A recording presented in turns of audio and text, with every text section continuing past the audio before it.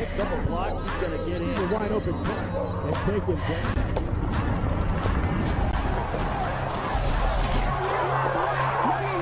It's time.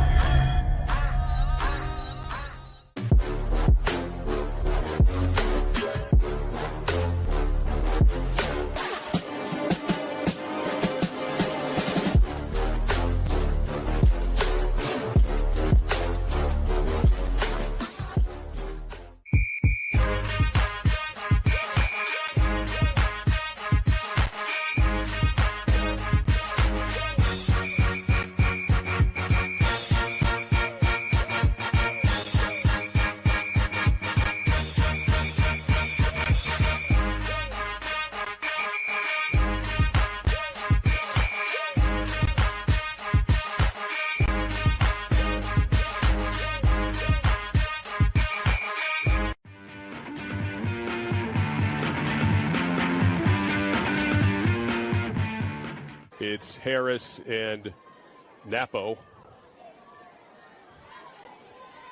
On the 4th and 9. High punt. Oh, boy. Fernandez just gets it, but under pressure. Can she get it off? No! It's loose, and it's recovered by the Passion at the Divas 20. Fernandez made one of the rushers miss, but she couldn't get the other one. And recovered deep in Divas territory by number 25, Hartman.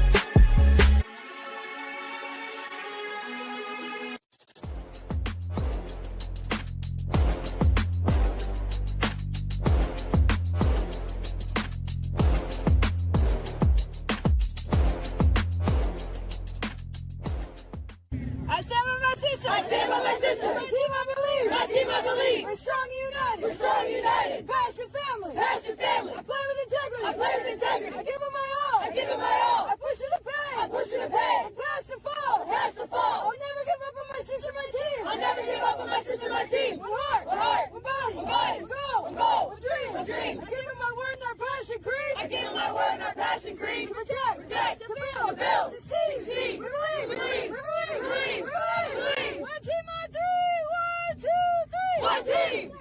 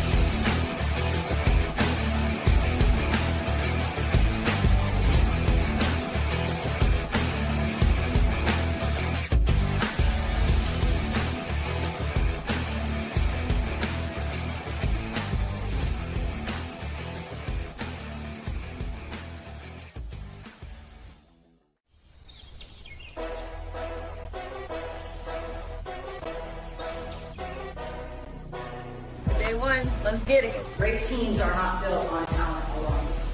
Great teams is not about just one person saying, okay, here are the rules, this is what you have to do. It's about building that culture. It's about everybody buying in. It's about everybody being part of that process. So when you leave here today, take with you, trust the process. We're creating a culture. Be accountable. Respect the standards. And be disciplined. I make those pieces. I play to win. But when I lose, I do my best. It's my mind. It's my promise. Inferno for love. Inferno for life. TBI, TBI, TBI.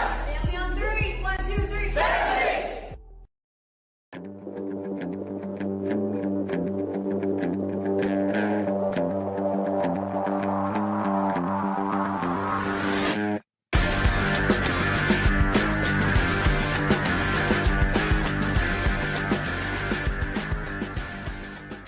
Women's football is game-changing. I've been playing since I was a little kid, and playing wide receiver has always been my favorite. I was the kid who was out diving everywhere, doing the most. It completely changed my life. I came from a situation that I was in that was not really good, and found football is giving me the ability to continue playing sports, the ability to be dominant.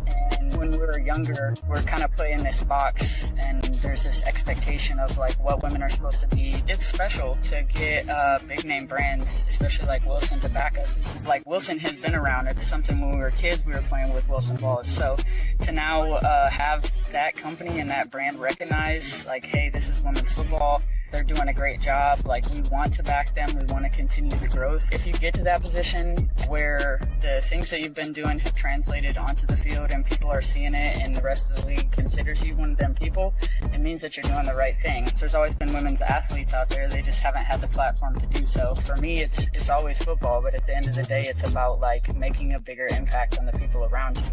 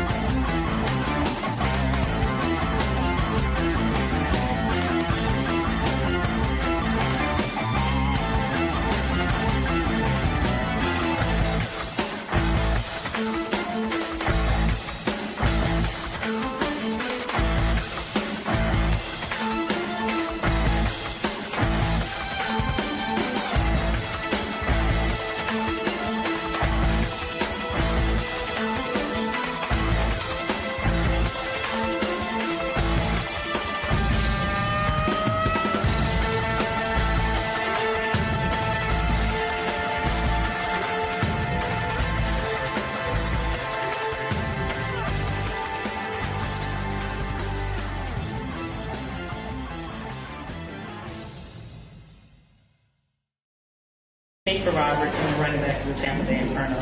Bama Fire find their way into the playoffs, and guess who finds their way into the end zone? Ty Roberts, touchdown National Conference. Tampa Bay representing here in Canton, Ohio. So when you first started playing football, the experience in the game, what did that feel like from a personal athletic perspective, like that you were able to play this game? Like, what did that feel like? It felt amazing. I never knew there was such thing as tackle football. I was playing when I was a little younger. My uncles in the field, barefoot by myself, with all the boys.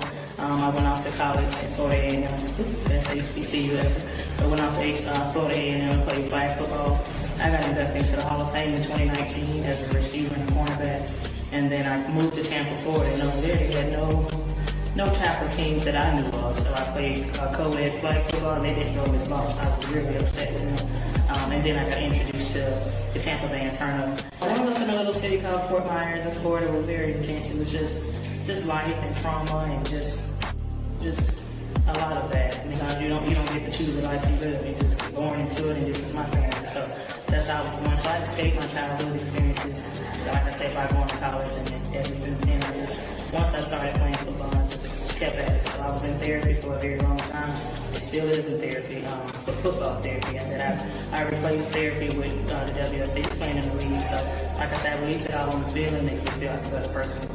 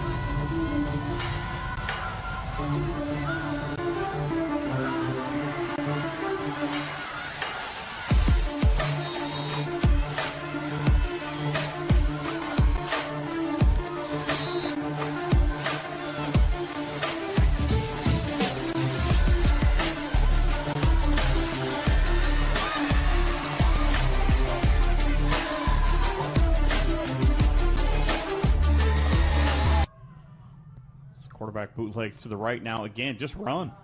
I don't know why. She threw to the back of the end zone, and it is caught for a touchdown. I don't know if they do ballet like that in Pittsburgh, but that was an absolute toe tap for a score. Absolutely was.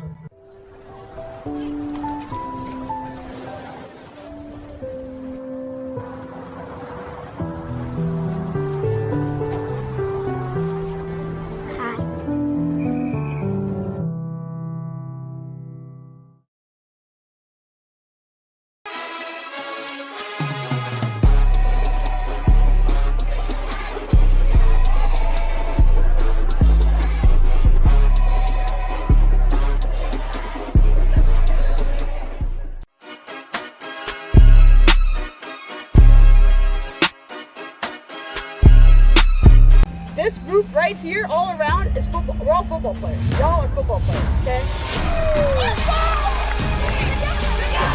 Down. Tangiano's going to go straight ahead. Got a receiver caught. Touchdown. They're back by hand. What a catch. Houdini acts. Sideline. She breaks another tackle. There's now one for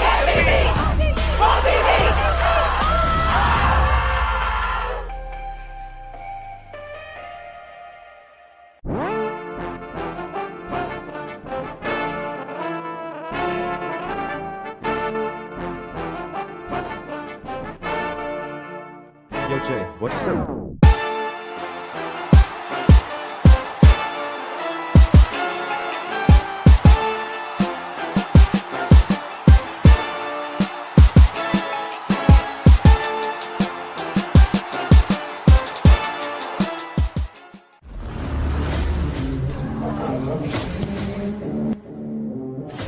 Loud and early.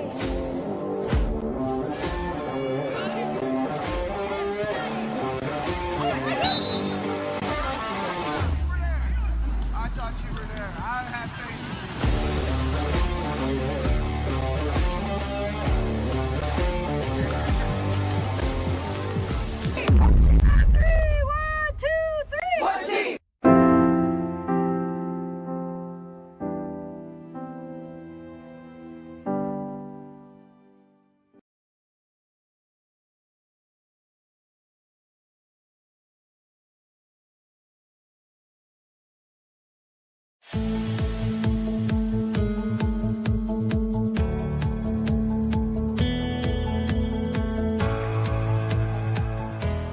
Hi, I'm F. Doc Harris, and I'm here to talk to you about women's professional football.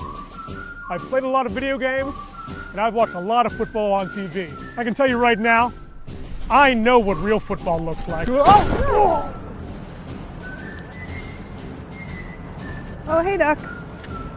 Thank you. Good luck this season.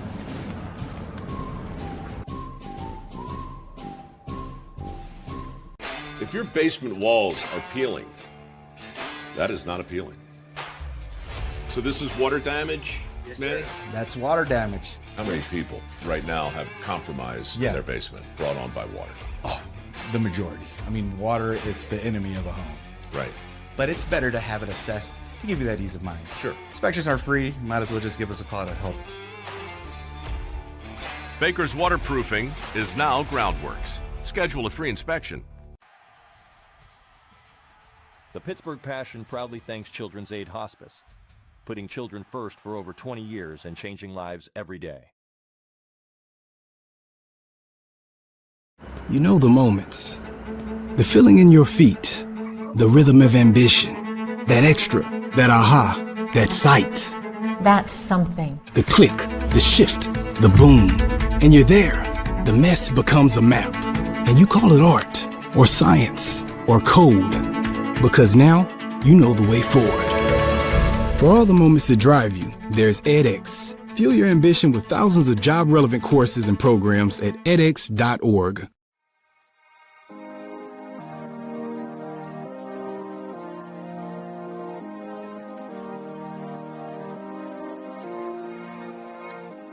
Supportive.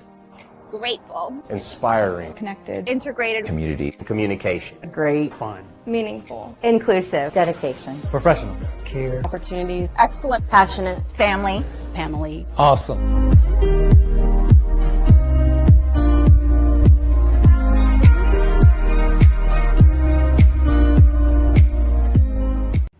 And as we can see,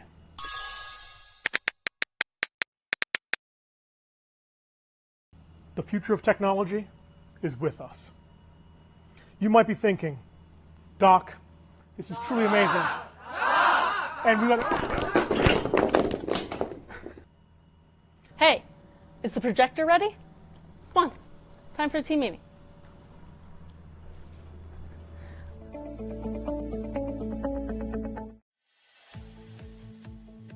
A special thank you to Gozo Travel for supporting Pittsburgh Passion Football.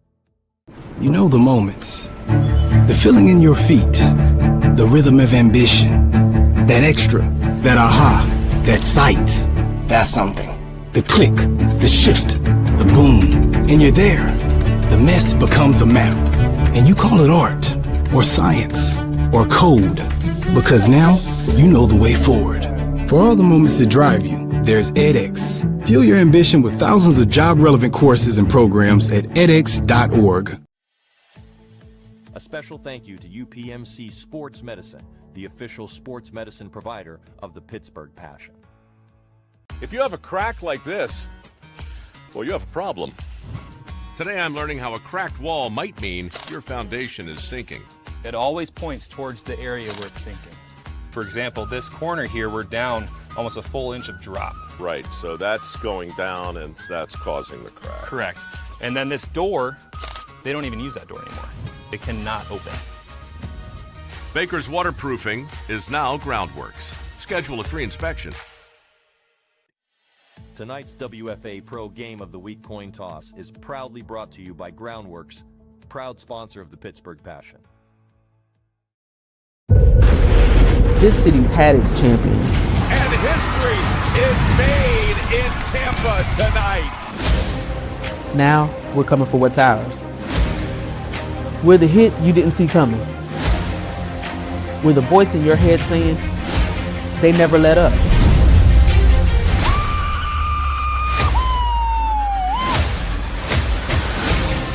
We're the ones still standing in the fourth. Focus. Discipline, finish. It's what we do. Let's go! They said this game wasn't built for us. That we're just women playing a man's sport.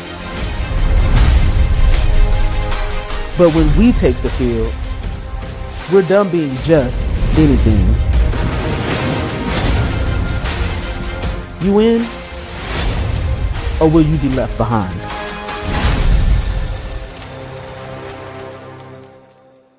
I'm Ellison Napo. I play for Pittsburgh Passion, and I'm a running back and wide receiver.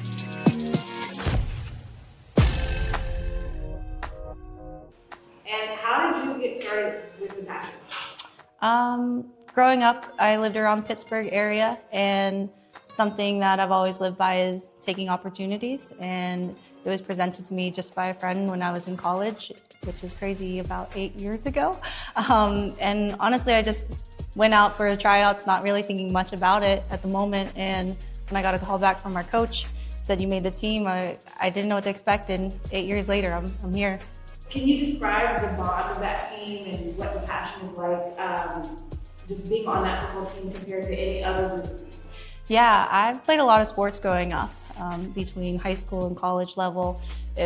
Passion and being part of a pro league too, it was something so new and so different, and it really was a family. It's my chosen family at this point, and we are truly sisters. We support each other not only on the field, but even off the field extremely, whether it's going to weddings, funerals, we laugh, we cry together, we support each other unconditionally, and it's a team I'm very honored to play for.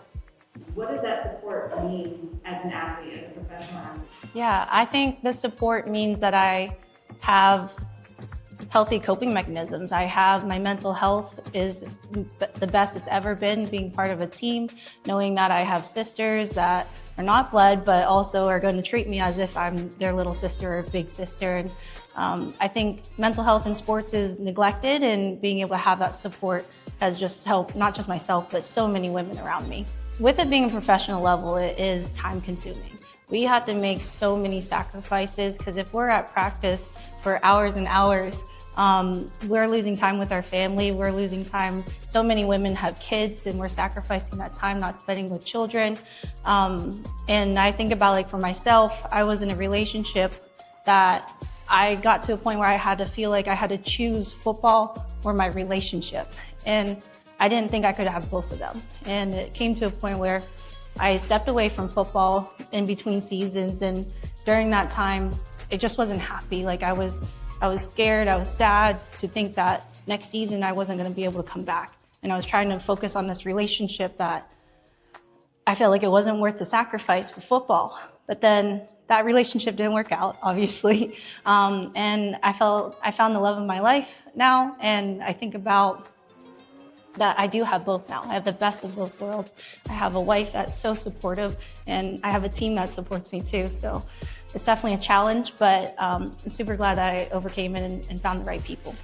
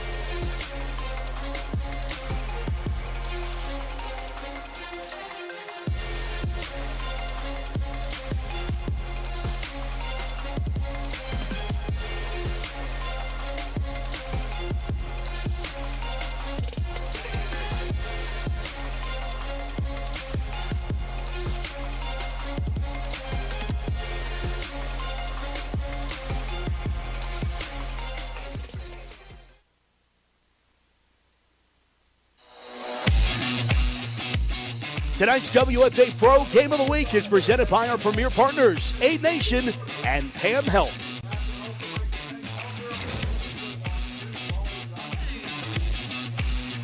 From Mahalia Thompson Stadium in Slippery Rock, Pennsylvania, on the campus of Slippery Rock University, WFA Pro action for you tonight as the Tampa Bay Inferno come to Pittsburgh to take on the Pittsburgh Passion, who open up the home half of the 2026 season.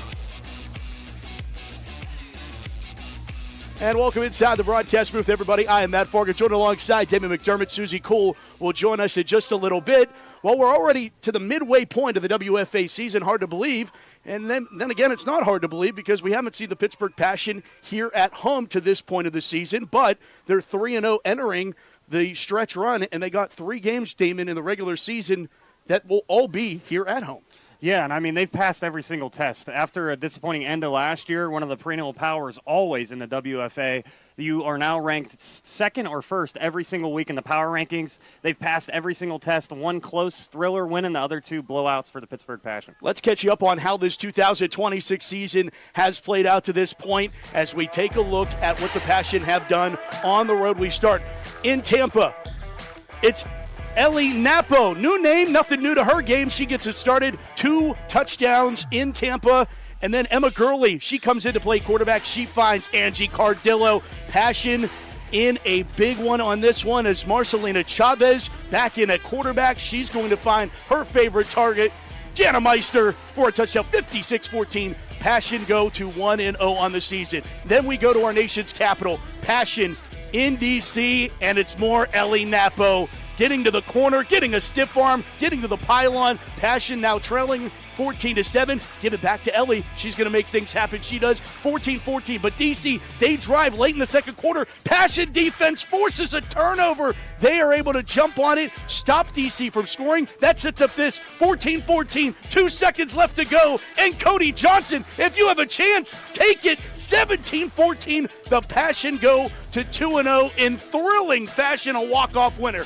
Let's go to the Queen City, Cincinnati. The Passion Road Warriors 2-0, and they leave no doubt as Makai Chavez off the left side. I won't go around you. I'll just go through you. Touchdown for Pittsburgh, and then she can do it with her legs. She can also do it with her arm as she hooks up for a touchdown. Meyer gets into the end zone, and the Passion win in a rout 42-0, and that's how we've gotten to this point in the season. 3-0 for the Pittsburgh Passion, and now it's time to look at this game and our featured players. Who are you looking at for the Tampa Bay Inferno? Yeah, for a year they had a couple injuries. Akai Taylor has really stepped up for them in the backfield, averaging 8 yards a carry. She has 3 touchdowns. Now, T. Roberts is back, but Taylor and her is more of a, I would say, flash, and then you have that power with T. Roberts now really sets up a really nice run game. She's also going to play some linebacker, and she's really going to be able to be that center captain of that defense as well. Really like how Taylor plays. All right, on the Pittsburgh side of things, it's a plethora. We just saw how good this offense is.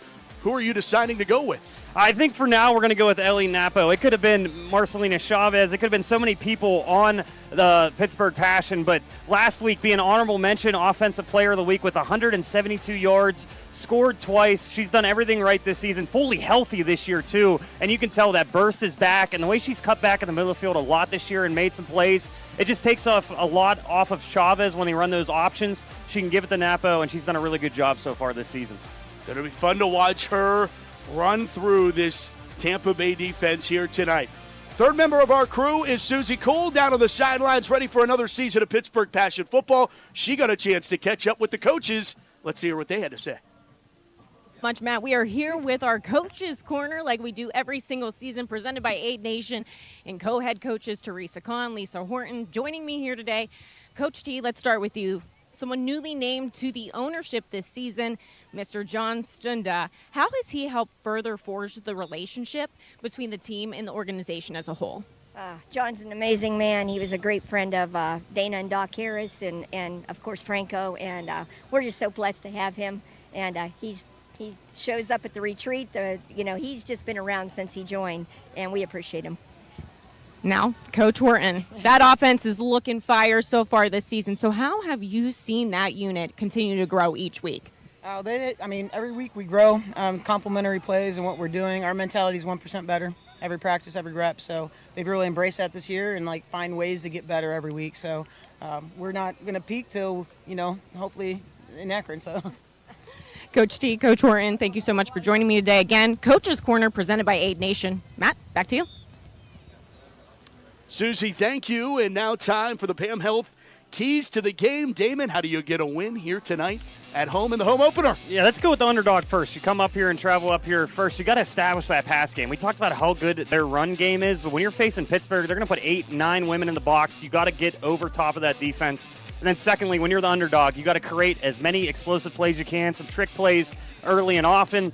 And then for the Pittsburgh Passion, they've done so many things so well this year, but up front, offensive, defensive line, they're going to dominate like usual, win that line of scrimmage battle. And then lastly, when you are the favorite in a game like this, just limit mistakes. Chavez has not thrown an interception this year. You do not want it to be the first interception tonight, and you want no fumbles as well, and you're probably going to win this game if everything goes your way. This is a sisterly rivalry. Of course, the owner of the Tampa Bay Inferno, a part of the Pittsburgh Passion family, Jen Moody, and the Pittsburgh Passion. And now it will be the Passion and Inferno going at it when we come back. Kickoff on the back half of this break.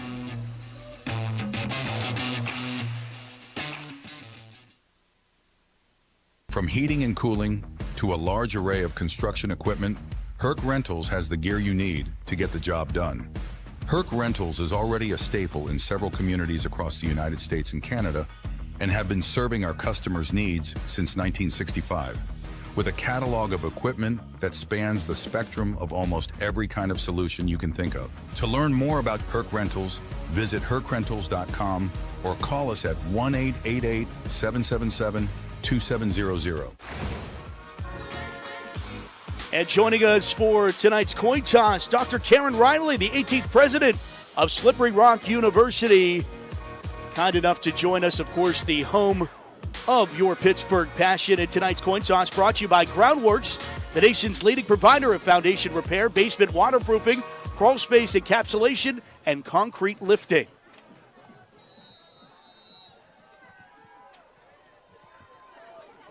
And we are ready to go as Tampa has it teed up to Pittsburgh. Pittsburgh won the toss. They want to touch the football first. It's Denasha Harris on the return after bobbling it across the 25 to the 27.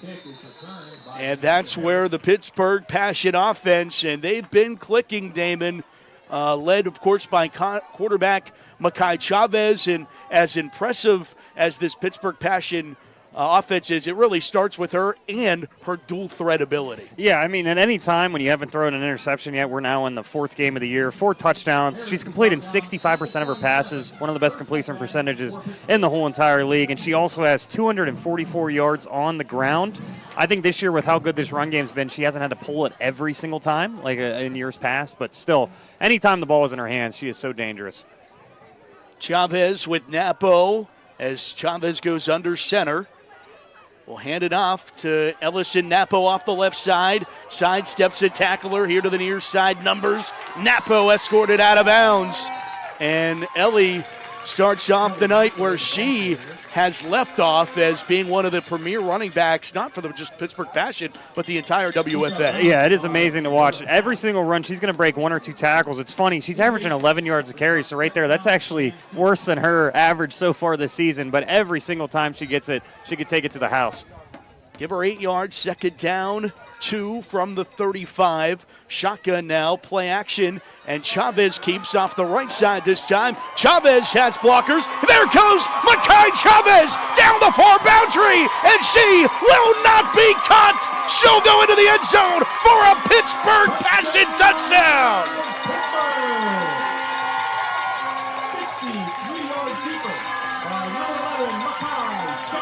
65 yards for the Passion touchdown on the second play from scrimmage. What a run and what a block by Cody Johnson on that right side. Unbelievable play by Chavez right away. Napo, she gets the first carry. Now you have defenders thinking that she's going to maybe take it again. Chavez pulls. Easy quarterback keeper for the first touchdown of the season here at Slippery Rock. That's the way to start it off. Here's the extra point. Lizzie Martz doing the extra kick duties. And they are through the polls and good. 14-16 to go here in the first. Passion, don't waste any time. They get on the board first, 7-0. They lead Tampa here on the WSN and Sportsnet Pittsburgh.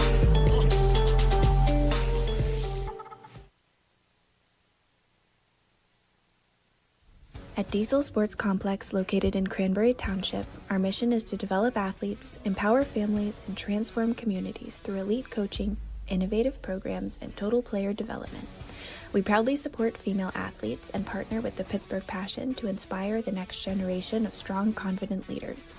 Whether it's private sessions, small group training, rep access, or full development memberships, we meet athletes where they are, and it starts with one visit, one session, one rep.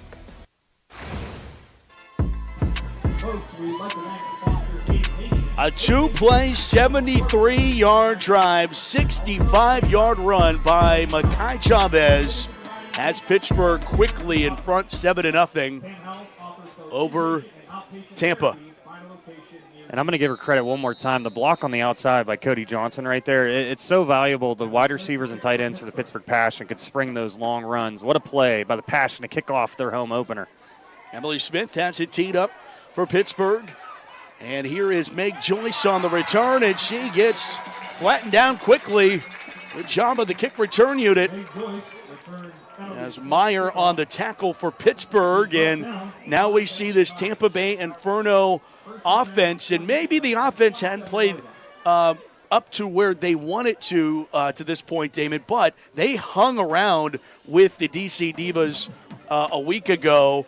As we take another look at the Makai Chavez touchdown. See that block right there, springs her, and then when Chavez is in open space, nobody's going to catch her, especially if she gets that stiff arm off like she did right by the line of scrimmage. And then look, I mean, she's beating every woman there by 10, 15 yards. She knew right away as soon as she saw that hole.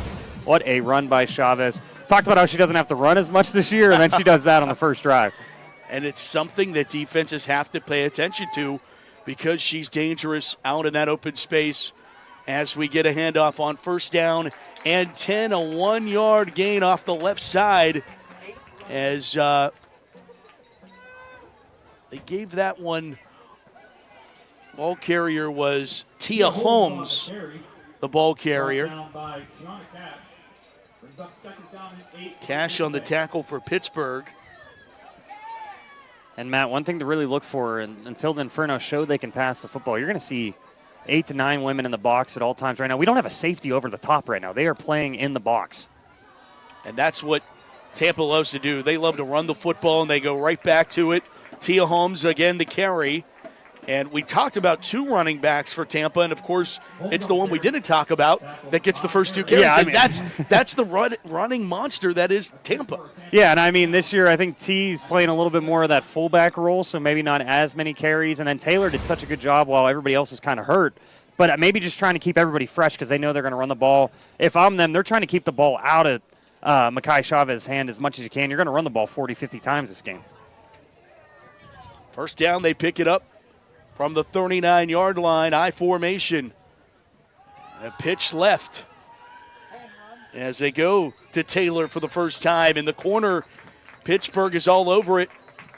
First one on the scene is Caitlin Niedermeyer, one of the long-standing legends of this Pittsburgh Passion defense. And she's not slowing down. First team all-conference last year as well. Saw playing offensive line and defensive line. And I mean, at all times, she's demanding a double team. If you go one-on-one with her, she's going to do exactly what she did right there. She's going to blow up a lot of run plays.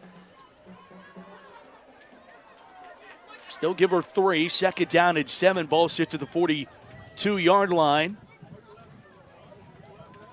As Taylor back to pass, steps up into the pocket, now going to take off and run with it, and there goes Lowell down the far boundary. Lowell has speed, goes to the second gear, and no one will be able to catch her. She'll go in for the Tampa touchdown. What a run, improvised there, but we do have at least a timeout. I think it's going to be for an injury, so the touchdown will stand, but that looked like a broken play. A lot of the routes just never developed, and Lowell said, I just got to take it myself. What a scamper on the left side. You see, she'll look downfield early, then right away she knows she's tucking it, and right here you think you're going to get her out of bounds. She finds an angle, and then she just outruns everybody. It looks a lot like Chavez's run right there. We have 2 dual quarterbacks really showing off their legs early in this game. Tay-Lo out of Tampa, Florida. And adds a new wrinkle to this Inferno offense that quickly responds. That was Alyssa George, the injured Pittsburgh Passion player that is, as you see there, walking on her own to the sideline. Of course, George spent a couple seasons ago, she was the Passion quarterback. She's been one of those players that says, plug me in where you need me. She is a team-first player, and good to see her okay. And I think the Passion have a lot of women like that, and that's why they're always so good. I mean, they can play so many different positions at all times, but here's the extra point by the Inferno to tie this up, and a shocking touchdown. It is good. The extra point, Kristen Nicholson puts it through the poles. And another look. Tay-Lo wheeling and rambling her way to an Inferno touchdown and a tie ball game here in the early moments of our opening quarter. And we went through that recap. I think that's probably the biggest play that the Passion have given up this year, yardage-wise. And, again, it was just one of those plays where pass rushers did a really good job getting in the backfield, but as soon as she saw that play break down, she just put her head down and said, hey, I got to make a play. And I think she even surprised herself when she got to the outside there. There was just nobody there to catch up to her, and now it's 7-7. And for a lot of people that might have thought this game could get out of hand early with the Passion dominating in their first matchup, Inferno showing they're going to have a little bit more fight here today, as they lost that first one, 56-14. Well, it wasn't as fast as Pittsburgh, but it was still pretty fast regardless. 4 plays, 73 yards, and they were identical in yardage. Passion's 73-yard drive. Tampa says we could do that too, capped off by that 58-yard Tay-Lo touchdown run. This one bounces over the head of everyone. Harris can't handle it. Finally, bobbling it around there at the 5-yard line. Harris trying to weave out of danger, and she's not going to be able to as Tampa swarms to the 11-yard line. So Pittsburgh with their backs against the wall here, as we'll check downstairs with the third member of our crew, Susie Cole, down to the sidelines. Thanks so much, Matt. Matt and Damon, we've seen a lot of back and forth here already, but despite Pittsburgh beating Tampa Bay 56-14 last time out, head coach Teresa Kahn said she is not counting out Tampa Bay today. We've already seen that Tampa Bay will bring their size, their physicality, and she even gave me a hot take. She said this game might come down to that final possession. Matt? That would be interesting, Susan, especially from the fact that how lopsided it was down at South Florida. But some of these teams in the WFA Pro take a few weeks to get everything moving and operating to full speed. So that could be the case, is now we get Napo strung out to the near side boundary. Now she's going to reverse field, go all the way back to like the 2-yard line. She was almost in the end zone and gets dumped back there. And I appreciate the hustle there from Ellison Napo, but now the Passion back on the shadow of their own goalpost. Yeah, on a run like this, it looked like she was about to give up right here at the sideline after this stiff arm, and then she said, maybe I can take it around, but there were so many Inferno defenders right there. You can count 4 or 5, so really good job by them. Good pursuit angles to not let her cut up field. And maybe, like I said, Tampa Bay with good field position. Now that play, you never know. This is where it gets really stressful when your back heel is on the end zone. They give it back to Napo off the right side this time. Napo being patient. She gets pulled down from behind, and then help arrives to finally bring her down as she'll pick up 3 yards on second down. So still third down and long coming up here for Pittsburgh. They'll need the 20, just shy of the 22. And they'll get to speak it over for an official timeout and injury, but wanted to mention Roberta Pass right here on this one. Keeps that outside shoulder free the whole entire time. You see her on the left side of your screen chasing all the way down Napa. That's a hard thing as one of the faster running backs in the league, and then just waiting for your teammates to help you out. But that stretched run we saw work so well last week against Cincinnati, it looks like the Inferno has sniffed it out since that first drive. Now we have an injured Inferno player down, and the athletic training staff looking to attend to her. Tampa comes in 1-2 on the season. We mentioned Pittsburgh's unblemished 3-0 mark to this point, and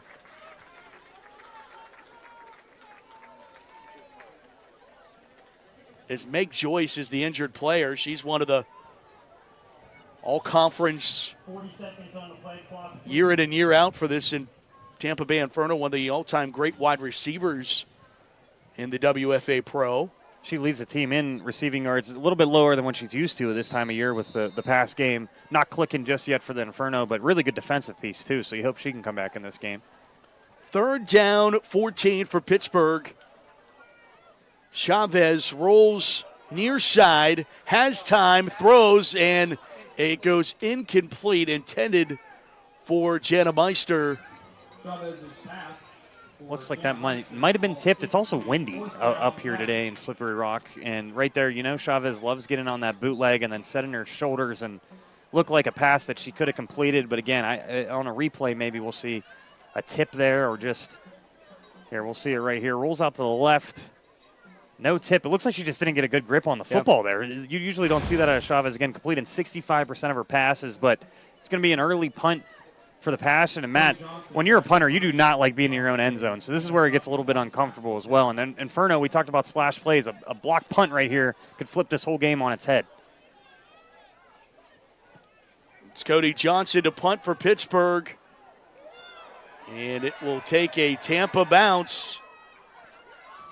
And then, for whatever reason, Tampa was trying to go after the football there for a moment. But either way, Pittsburgh downs the punt. Tampa's going to have great field position at the Pittsburgh 35-yard line, 34-yard line, depending on this spot. And with the 7-7 ball game, and now Pittsburgh's defense that has been rock solid. They pitched a shutout last week against Cincinnati, and then they only allowed 14 points apiece between Tampa and D.C. in the first 2 weeks of the season. So they're looking to lock this down, and for as much as the offense has scored this season, they've also relied heavily on the defense to lock things down. Talk about defense in the WFA this year. They've only given up 9 points per game, and they're 4th. The Vixen only given up 8. War's given up 7, and the Wildcats have only given up 5. So really good defense, but it's unbelievable how defense has been played across the league so far this year. Great point. Lowell hands off left side. That goes back to Tia Holmes. Shea Rutland on the carry, tackled by Haley Coomer. Beg your pardon, Shea Rutland got the carry. They're keeping the running backs fresh. I mean, we've seen 4 That's the already. 4th one, yep. And again, if your passing game's not working, and you can be predictable, but run game, if you can get 3 to 4 yards, coach is never going to be upset with that. Just again, keep the ball out of Chavez's hands as much as you can, and play the clock game early and often. Motion on 2nd down and 3. They go back to the ground game, and off the right side, it's Taylor fighting her way for 1st down yardage. And now we've seen the legs of Law as well. It's just like the Passion offense. You have no idea who's going to carry the football half the time because you have so many talented women in the backfield. And again, if you can make it 2nd and 3rd and manageable, just keep running the ball on 1st down and getting 4 yards. It's going to make it way easier here today.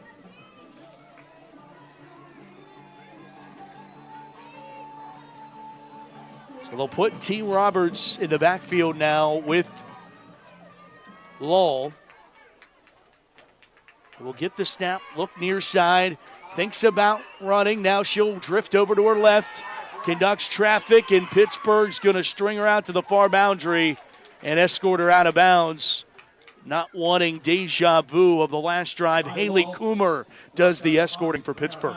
Yeah, right there. After that big run, you can tell the pass rushers, as soon as they know they're not going to be able to get that sack, then it turns into, let's get her to the sideline and get her away from getting upfield right there. Good downfield blocking as soon as they saw that she was going to scramble there, and you get a couple yards on 1st down. See the scramble right there, and then right away, you see 5 different Passion players right there, but she is speedy. I mean, she almost got that corner still. 2nd down and 6 after the pickup of 4. 2nd back to the hole. Ball's on the floor. Pittsburgh scrambling for it. And Tampa will recover somehow. Big time hit by Pittsburgh, and somehow Taylor was able to get this ball back, I believe. One of my favorite players. Cash. I was going to say one of my favorite players last year, Tiana Cash. You'll see right there, beats the Inferno inside right there, and then it looks like she has the ball, but somehow, some way, we know how down when you start fighting for that football, you never know what's going to happen, and Cash can't come up with it, but was top 3 on the team in sacks last year. Might have led the team in sacks. Got to look at last year, but I know down the stretch, Cash played so well up front for the Passion. 3rd down and 8 as the clock winds, 7:30 to go, opening quarter. Lowell rolls here to the near side. Looks, throws, floats it towards the end zone. Incomplete. Joyce, the intended receiver, and nothing doing in the hip pocket. It was Jasmine Jones in coverage. Really nice coverage there. They went for a little post corner route off of that bootleg. Meg Joyce, you talked about how well she is. One of the best receivers we've seen in this league, but could not create any separation on that route. So 4th down at Pittsburgh defense, about a play away to try to dig out of handing Tampa good field position here. And Passion defense trying to lock it down on a 4th down at 8. Tied at 7. Big play here, early moments of this one. Taylor from the shotgun. And a timeout called by Tampa. Tampa Bay, first timeout.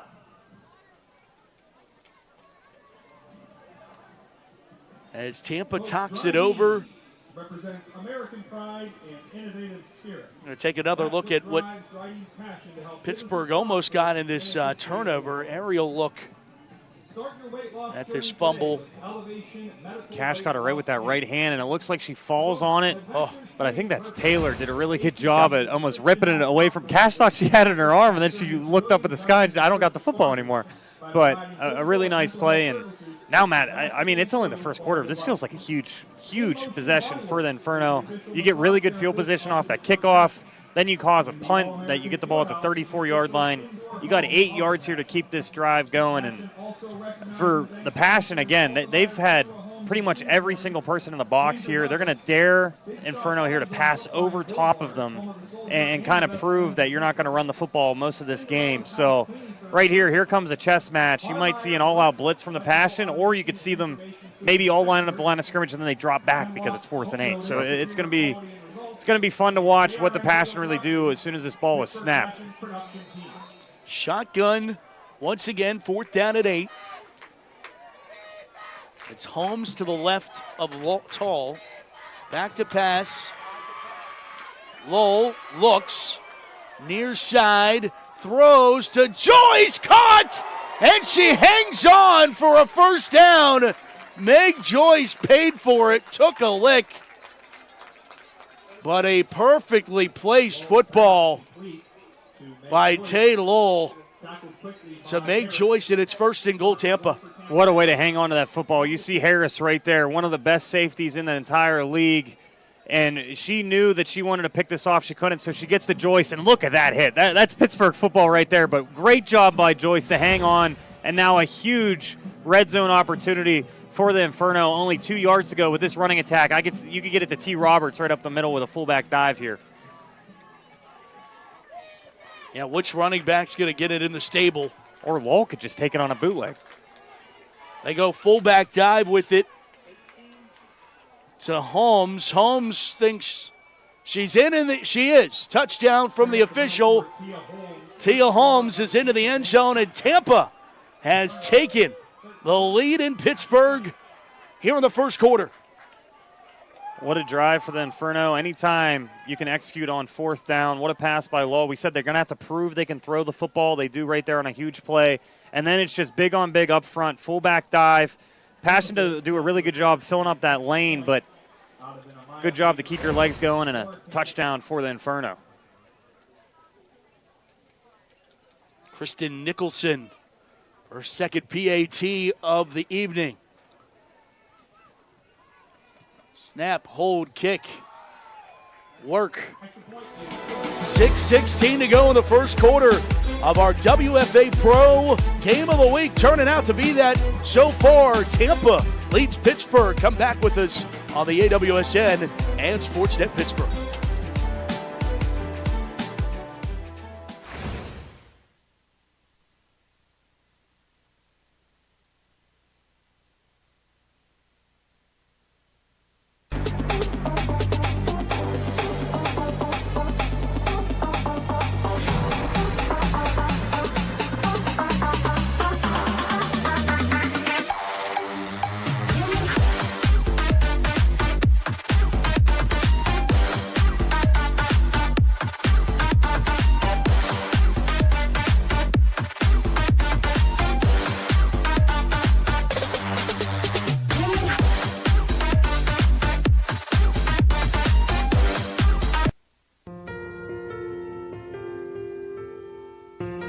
most individuals, when they have an injury, they want to get back immediately, whether that is getting back to work or getting back to sport or getting to their next yoga workout. We really want to give them pain-free function and mobility as best we can for the extent of their lives, so they can be active, so they can enjoy being with their loved ones.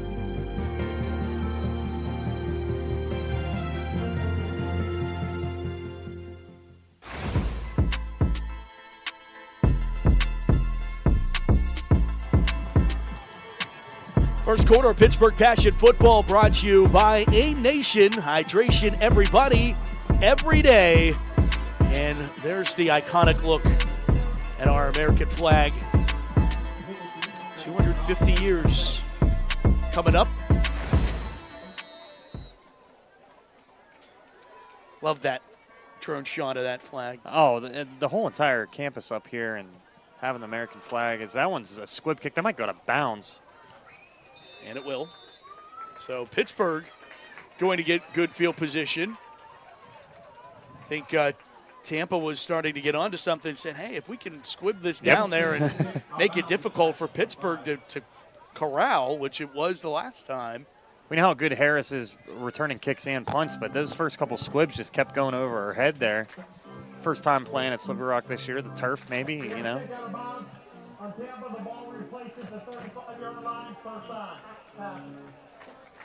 You heard the man. He's got a little Yinzer accent at the end of that dan. Kick out of bounds. Kick out of bounds, first dan. We're on Sportsnet Pittsburgh. You know, we casted the refs. Where's Jerry Lynn when you need him, right? Great crowd on hand. Postcard perfect day for WFA football here tonight at Slippery Rock, and high just cracked into the low 70s and stay into the 60s throughout the ball game today. 70 degrees now there. Matt, honestly, this crowd looks a lot like the playoff crowd. I think a lot of people are very happy with the passion back here at Slippery Rock and love when the locals support them as well. And I mean, if we get this crowd for all the games, it's going to be an exciting year, especially 3-0. But right now, this is a huge drive down a touchdown and almost a fumble. It is going to be a fumble. Yep.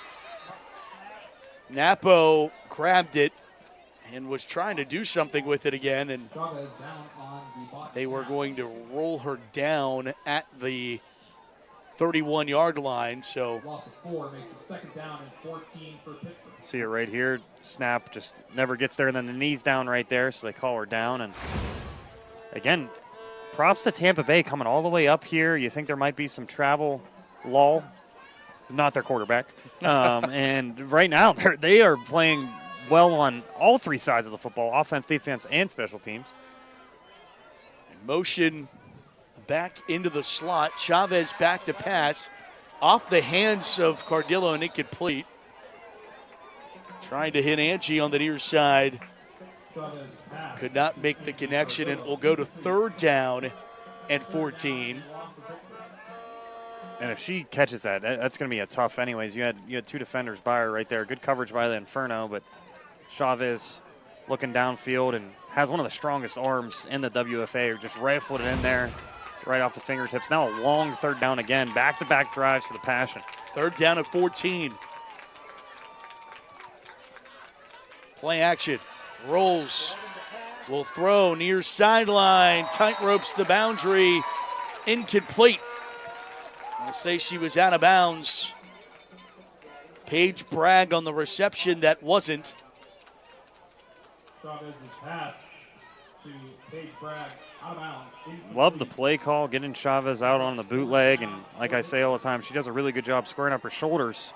And yeah, it just looks like that one cleat was touched out of bounds right when she caught it. But love the play design, and just maybe a millisecond earlier, so Bragg has a little bit more space. But now it's going to be another punt for the Passion. And Tampa Bay, again, first game 56-14, Matt. But now here we are. They got the lead, and they're going to get the ball back. Yeah, and I can't help but ask, with the success that Pittsburgh had with the RPO and Chavez, I'm surprised we didn't see it on this possession. Yeah, again, I think one thing Inferno's doing really good is a lot of their first downs, they're just getting 5-6 yards on the ground. And for the Passion, it's just, there's been some miscues right there. You had a fumble, it's 2nd and 14. It makes the whole drive completely out of schedule. Johnson gets a boot into this one. Fielded at the 31-yard line. It's Amaya Baker. And not bad punt return coverage for Pittsburgh as Tampa gets the football first down at 10 at the 44-yard line as the Inferno go back to work with the 14-7 lead. 5:11 to go in our opening frame. Now, something interesting to look at, though, Matt, this year is the Inferno are 5th in offense, so they haven't been getting enough yards. They get 308, 19 first downs, but it's been the red zone. And today, they've done really well in the red zone with that 4th and long conversion. So the Inferno, like Teresa Kahn was telling Susie, is that they're a really competitive team. They've done a lot of things well this year, just a couple mistakes. And it seems like so far, at least in this game, their offense has figured out some of those mistakes they had early on.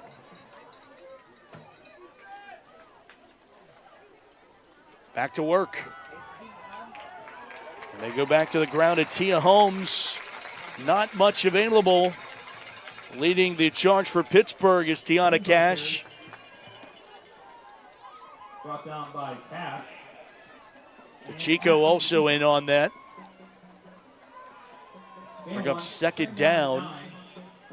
They only get one, and this is where Pittsburgh, not too many teams run the football like Tampa runs the football. For the old soul of football, they have to really love it.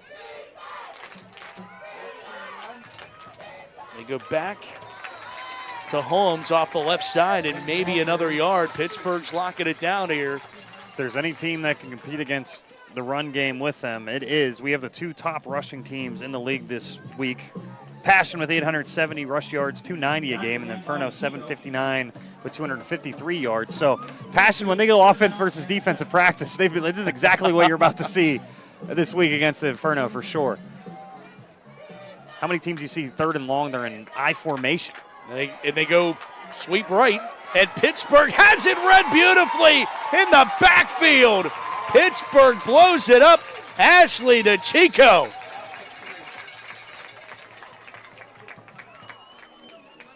What a great play for the Passion, and now the Inferno look like they will punt. They were at least thinking about it if they were going to go for it, but here comes the punt team. And for the Inferno there, I think they're doing a lot of really good things, but Matt, when you're an underdog in this game, to me that just seemed like a little bit of a safer call when you're at that 45-yard line. Would have loved to see another pass maybe to Joyce there, or some kind of play that just, the Passion knew right away that it was going to be a stretch to the right, and you just got to execute, which they did. Punt unit out.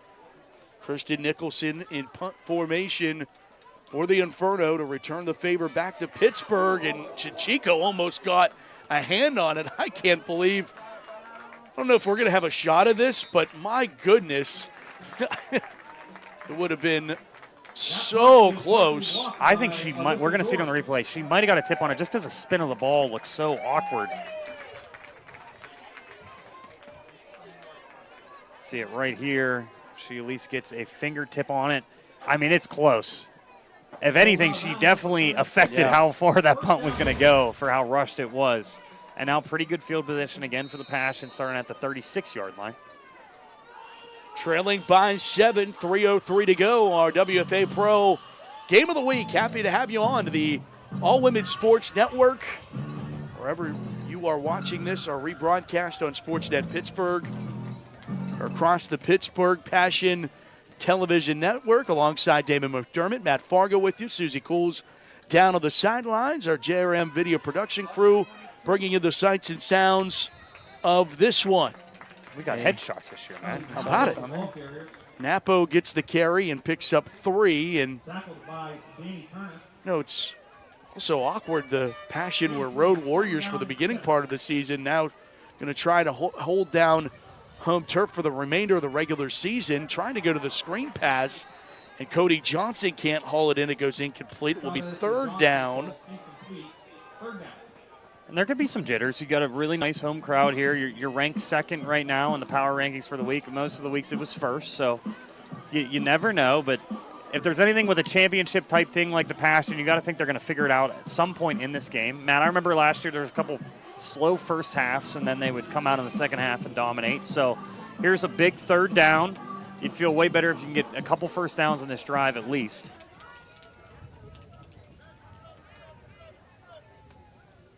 Back to pass. Chavez, little pump fake.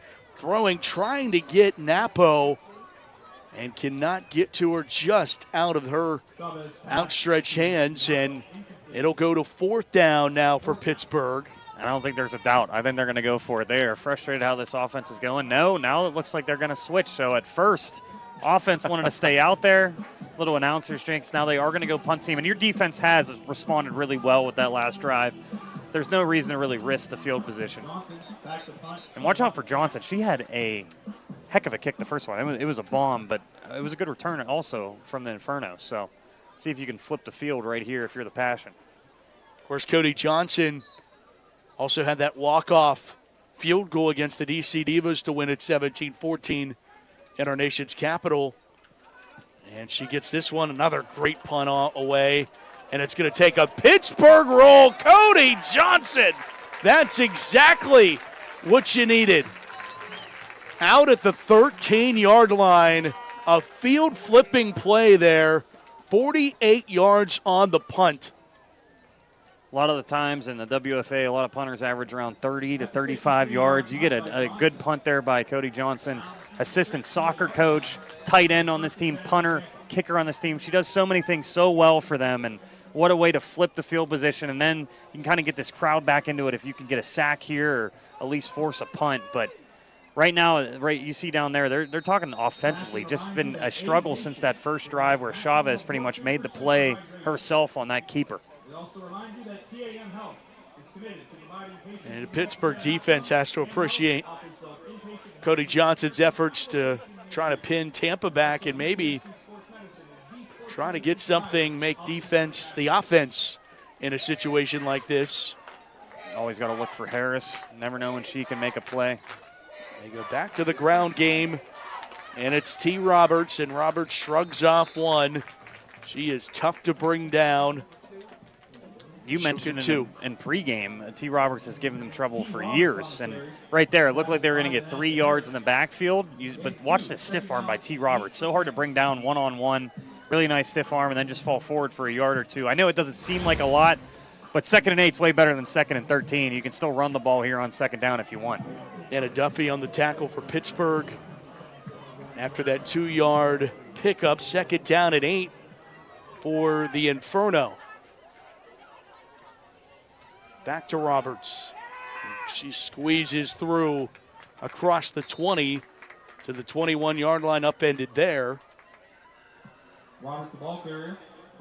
Pretty much the same down and distance as the last 3rd down for the Inferno. We'll see if they stick it on the run here. They went I form last time. I think shotgun, they've actually ran the ball really well so far in this game, though. And we haven't seen Lal take one herself in about 2 drives, too, so you might see a read option here, but nope, they're not listening to me. They're going right back to that I form we saw in the last drive. That's Roberts as the fullback. And she gets the call, and Roberts rumbles for an Inferno first down. Needed 2, got 5 across the 25 to the 27-yard line. With her being fully healthy now, at fullback too. I mean, she can throw a lot of really good blocks right here. You just give her a fullback dive, and then you have to be a linebacker and step up and hit T. Roberts. It's always going to be a tough day at the office when you see her coming through the 1 or the 0 hole right there. First down at 10 for Tampa as we wind down this opening quarter of our WFA Pro Game of the Week. Roberts off the left side. It's Ty Talbert actually getting the carry there and going the left side and picking up a yard. That's our 5th running back. The 5th running back, and she's a little shaken up, but she delivered a heck of a truck stick right there for only 1 yard, and looks like that's going to be our last play of the first quarter, Matt. It will come to an end. The first 15 here from Slippery Rock University. 14-7, Tampa Bay leads Pittsburgh. Passion trying to keep that unblemished record intact. Come back with us for quarter number 2 on AWSN and Sportsnet Pittsburgh.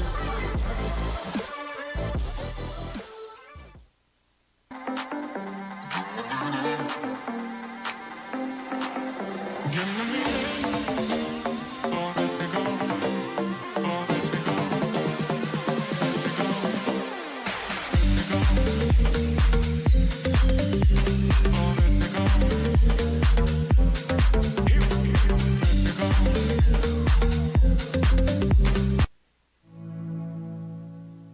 change. Let's change the odds for the toughest infertility cases. Let's change survival rates for triple-negative breast cancer. Let's change outcomes for moms struggling with opioid addiction. Let's change the gender bias in medical research. Let's change the way the world treats women at McGeeWomens.org. At Diesel Sports Complex, we don't just train athletes, we build game changers.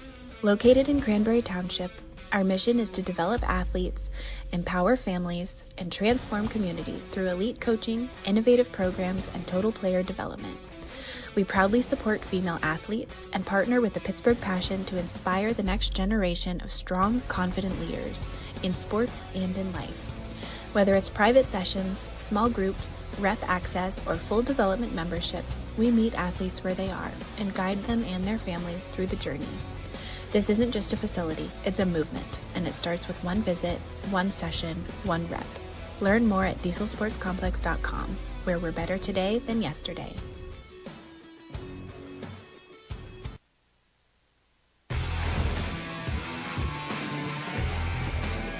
After one quarter of play, Tampa Bay leads Pittsburgh 14-7. Back to Slippery Rock University's Mahalik Thompson Stadium as we begin quarter number 2 with a second down and 10 for Tampa. They flip it out on the right side to Taylor. She reverses field, and Pittsburgh has this one read well. Duffy and Hampton in on the stop for Pittsburgh.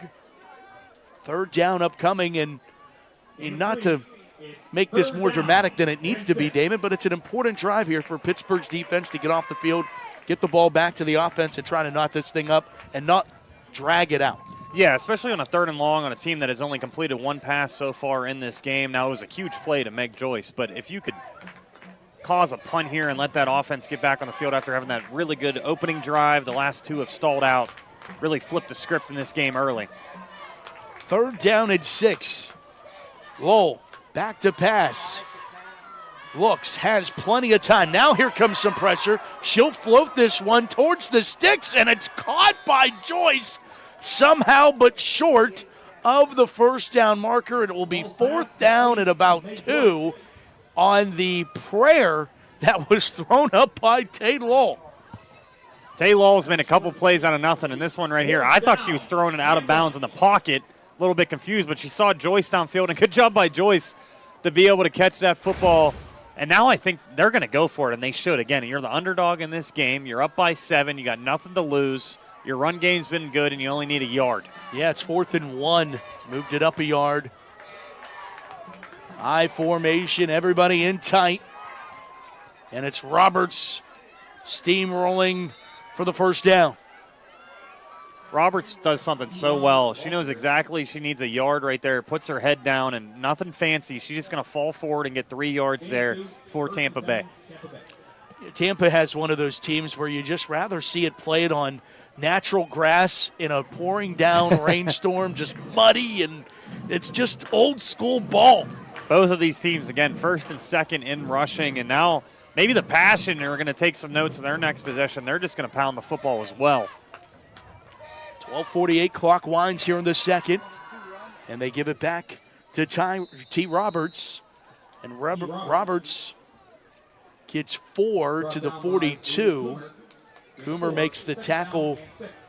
Yeah, these linebackers, Damon, you mentioned tall order and trying to bring down this, well, at this point, 5-headed running attack. And Law can keep it as well, but when Roberts gets it, you can tell everybody's like, oh, we got to bring her down again. Oh, my goodness. She runs so aggressively, and every single time she falls forward. Everybody, when I say that, I mean she'll get an extra 2 yards, just making sure she's never going to be the one receiving the hit. Back to pass. Lowell in trouble. Going to take off and run with it. She spins out of danger and has the first down and goes down the near side boundary. Lowell finally will be chased out by Harris, but she takes it deeper into Pittsburgh territory. As you thought she was going to be stopped for a minimal gain, and she hit the circle button. Yeah, right here. Really nice play. A little juke. When she senses the pass rush, there's that spin move as two Passion players collide, and then her speed in the open field. We talk about Chavez so much, but Law in this game, it is unbelievable. As soon as she sees a lane, she'll get you 20 to 30 yards just like that, and just like her touchdown run earlier in this game. First down and 10. 41 yards on that run for Lowell. And it's first down and 10 for Tampa at the 21-yard line. And they keep it on the ground for Taylor.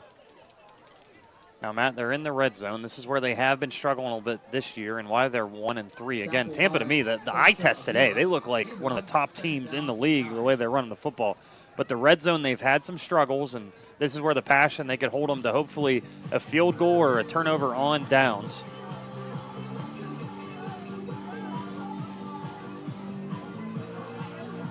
So it's T. Roberts to the right of Lowell. They go 4 wide here. Back to pass. Lowell steps to the right. Side steps, and she is decked. Sacked. Pittsburgh finally gets to her, and it's Caitlin Niedermeyer who does it. She's been doing it for so many years for the Passion. Really good job on the pursuit angle there. Not to fall for another juke move by Law. When your defensive line can give you a pass rush like that, it's going to change this game for the Passion. And now it's 3rd and long for the Inferno. She looked to her right, as you see it here on the replay. There was nothing available. That was Tyra Grant, who was, well, if you go this way, I'm right here to hug you. And then Caitlin Niedermeyer right up the middle. 3rd down, 16. Lowell rolls to her right. Pressure. Flips it ahead to Roberts. Roberts is able to push forward, get some of that lost yardage back inside the 20 to the 17-yard line, where it will be 4th down. But how about the shovel pass? Little old school shovel pass, and Lowell's really impressed me today. She's just making a lot of plays that look broken. Right there, just sees Roberts downfield. Good job by Roberts to keep looking back at her quarterback as well, and now it makes it at least 4th and manageable and not 4th and 16. And they're going to kick the field goal here.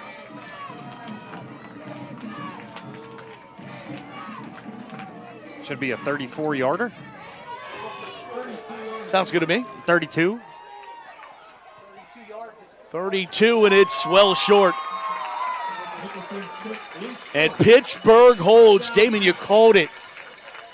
Tampa gets into the red zone, and then Pittsburgh slams the door shut on the Tampa offense. Continuing coverage of 2026 Pittsburgh Passion Football, brought to you by PAM Health. PAM Health, committed to combining patients with the best care and outcomes. They offer both inpatient and outpatient therapy. Find a location near you. Thanks to PAM Health, bringing you tonight's second quarter WFA Pro Division Game of the Week. There's Lisa Horton, one of the all-time great quarterbacks in women's professional football. And she wears a few hats in her career as head coach, co-head coach of the Pittsburgh Passion. As they go to Napo, and there's a lot more that Lisa Horton is doing in the coaching realm. And for more on that, let's go to Susie Cool. Yeah, Matt and Damon, some congratulations are in order for co-head coach Lisa Horton here, being newly named this week for Slippery Rock University, the head coach of a new program here at the school for the women's flag football team. Now, the season won't go underway next year. It will start in 27-28, and Coach Horton takes over the position officially on July 1st, but she is so excited.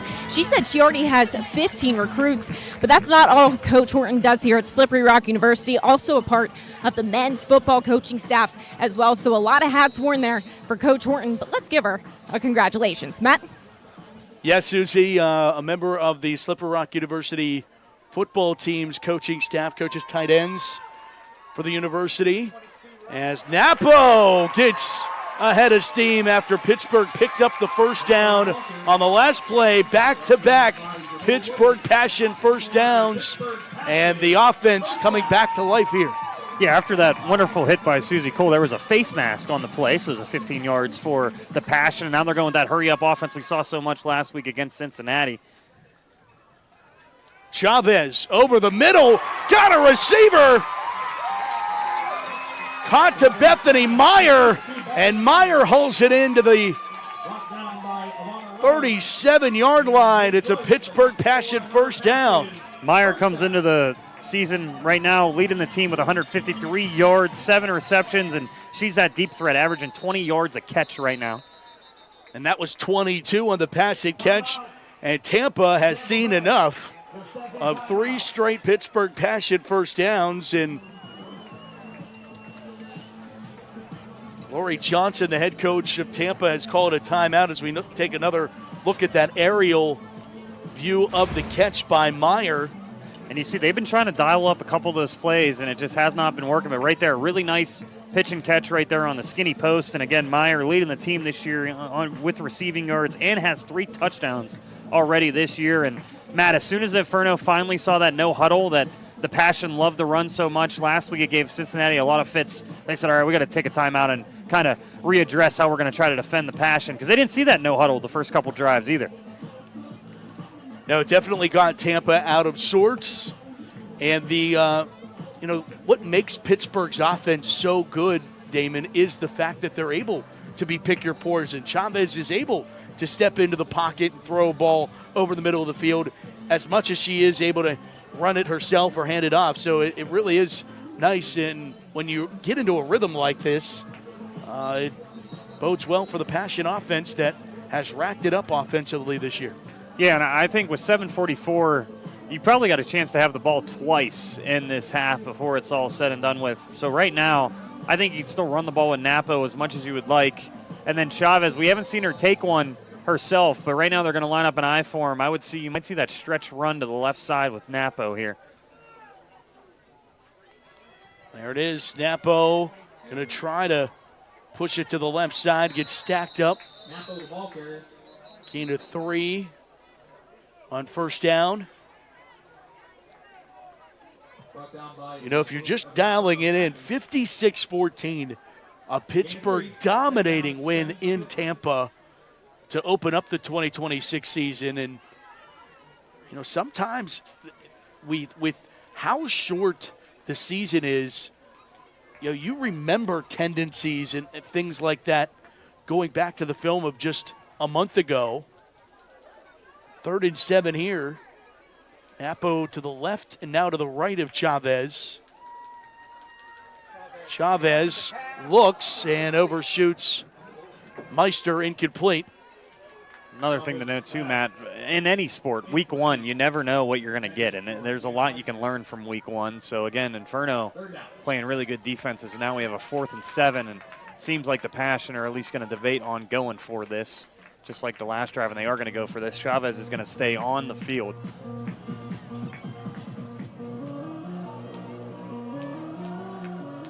Jenna Chavez Meister, one of the great wide receivers. This Pittsburgh Passion squad, I formation. Play action, throwing, and too tall for everybody, incomplete, and it's 4th down.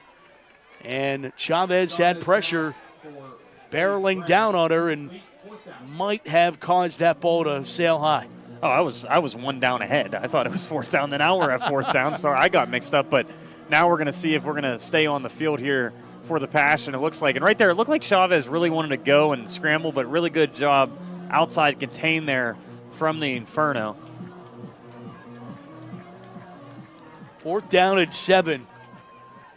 And after a big defensive stand by Pittsburgh, Tampa trying to have one of their own. See what Pittsburgh dials up on 4th down. Napo, they flip it out to Meyer on the reverse. Meyer shrugs off one, stretches for the first down, and she's got it. Freshetta Downs, Pittsburgh. What a second effort there by Meyer. I thought she was going to end up being short on that reverse. What a play call, and what a way to run that play. There's so many different things going on, but you get the reverse to Meyer. Right here, it looks like she's going to get tackled. That second effort to get that right arm out there and get that first down for the Passion and keep this drive rolling. Drive continues on a 4th down conversion, and now Napo with a huge hole. Napo, a first down, sidestepped. Napo's into the end zone. Touchdown, Pittsburgh! From 16 yards away.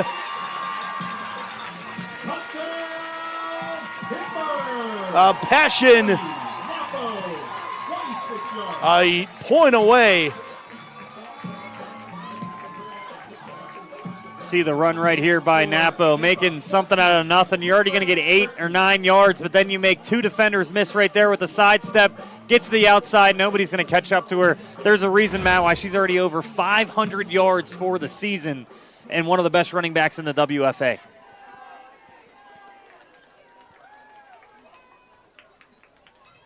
Extra point is through the poles and good, converted by Lizzie March.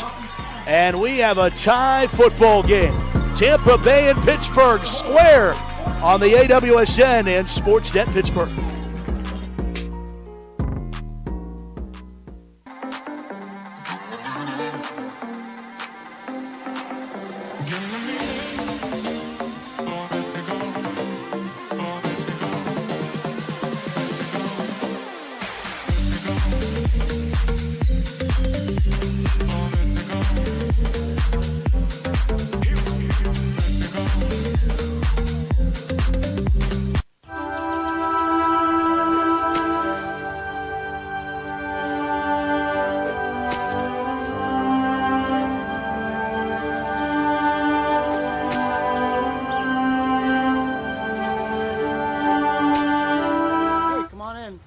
Time for dinner.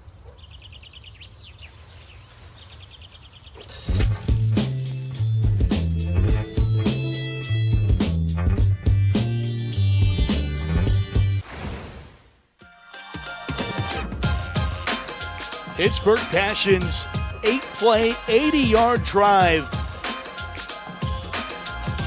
Converted on a 22, that's Ellie Napo, 31-yard run that got into the end zone for Pittsburgh, and we are tied 14-14.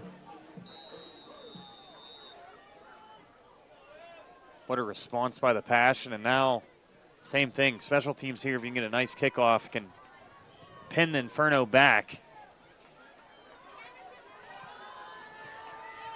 It's Meg Joyce across the 30 and spun around and still doesn't want to go down. Man, no one on Tampa wants to go down easily. No, it really surprised me. Again, they're 1-3 on the season because you see all the talent on the field, but obviously turnovers and red zone offense, those things are so important in football, and those are the things they've been struggling with this year. But they're giving the Passion the best game so far other than that thriller against the DC Divas that went down to the last second. So now with 5:28 to go, Pittsburgh defense, they have another stop in them. 1st and 10 for Tampa, and it's 35. Start the play clock, please. As Tampa's offense sets up shop, 1st and 10 for the 35-yard line.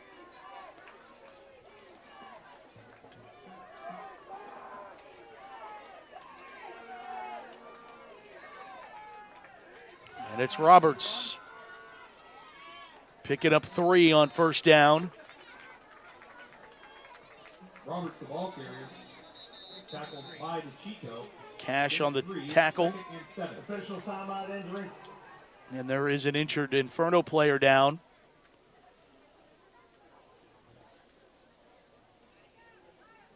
course, mentioned it is a sisterly rivalry between these two. Jennifer Moody was a member of the Pittsburgh Passion's national championship team and one of the players on the really beginning stages of this franchise. And Jen took her talents to Tampa and created the Tampa Bay Inferno. And, it's such a rivalry based on respect. I know both of these franchises respect one another, and it's probably bittersweet from the Pittsburgh side of things, but when you put it between the white lines, they want to beat each other. Let's make no doubt about that. But at the same time, it's also like you can go have a beer with everyone after the game and get to talk about how it all broke down. So yep, and for us when we do these games now, my second year, and Matt, you've been doing it for a long time. It's the alumni; they never go away. They still talk about those championship teams and see the fans all showed up here today. There's a lot of support. So I think, like you said, there's going to be a clash in this game, and then I wouldn't be surprised we see them both at a nice bar or restaurant after this game, kind of talking about some old memories. That's one of the feel-good two programs here, the WFA, and good to see Smart up and walking.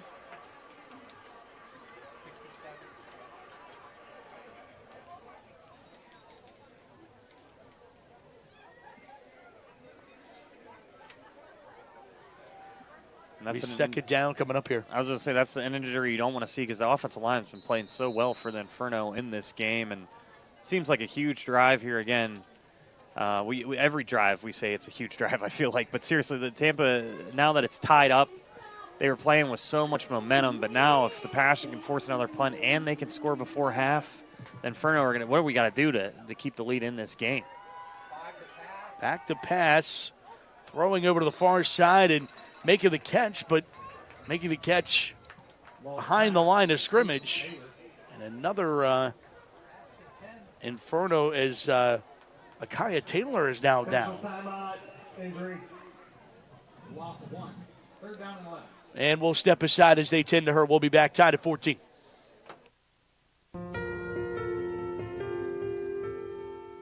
Most individuals, when they have an injury, they want to get back immediately, whether that is getting back to work or getting back to sport or getting to their next yoga workout. We really want to give them pain-free function and mobility as best we can for the extent of their lives, so they can be active, so they can enjoy being with their loved ones.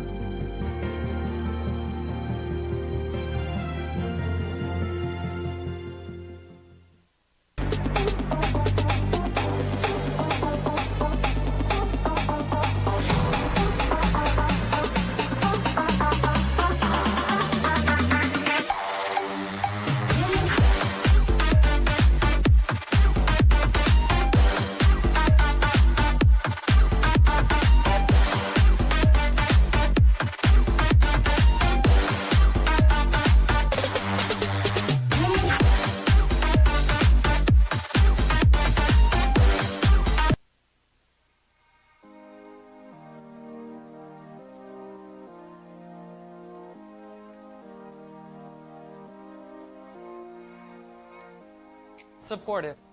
Grateful. Inspiring. Connected. Integrated. Community. Communication. Great. Fun. Meaningful. Inclusive. Dedication. Professional. Care. Opportunities. Excellent. Passionate. Family. Family. Awesome.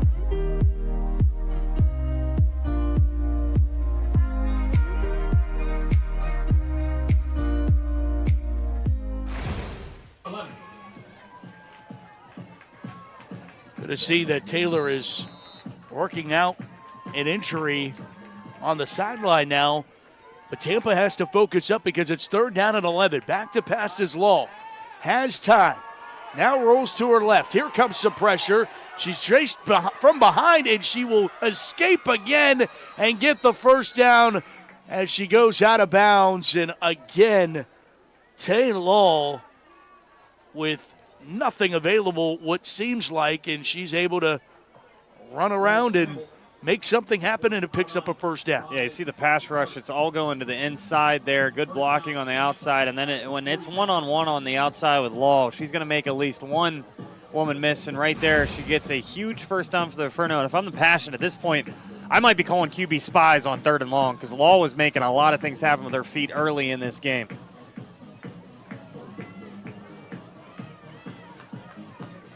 Four minutes to go here in the first half. High snap, Law bobbled it, still loose, and she'll dive on it. And the second time in this first half that Tampa has a fumble in the backfield and they've been able to recover it. Pittsburgh has not been able to force the turnover that this defense is known for forcing. Again, Inferno, they've done a lot of things well in this game, but you can see why they've lost some games they might have, or they shouldn't have this year, where you have some mistakes like that. Almost a turnover for the Passion that really need it, but now it's 2nd and long again for the Inferno. Watch the blitz coming from the outside.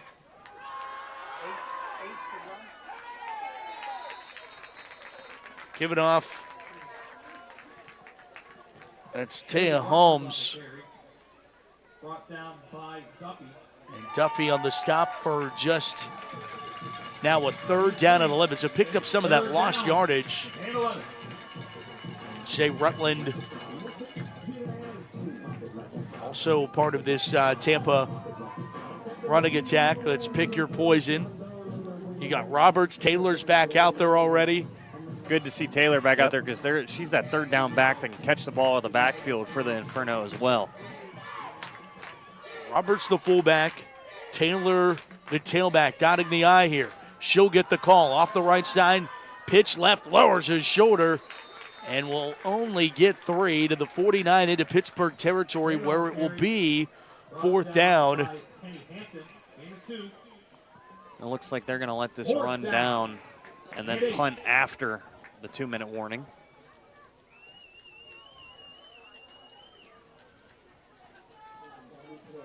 Nice drone shot once again, a beautiful slippery rock, and it is going to go down to the 2-minute warning, Matt. Yeah, there it is. Tied at 14 between Pittsburgh and Tampa. We'll go pay some bills as well. We'll be back. All Women's Sports Network bringing you this WFA Pro Game of the Week and on Sportsnet Pittsburgh. And we'll be back with more after this.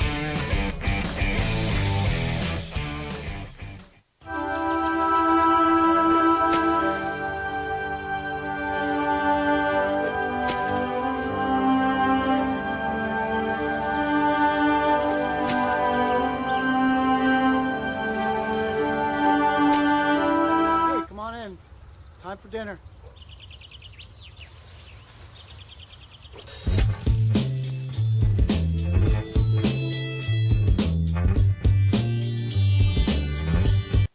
And as we can see,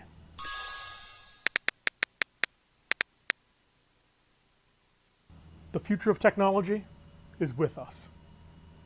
You might be thinking, Doc, this is truly amazing. And we got. Hey, is the projector ready? Come on, time for a team meeting.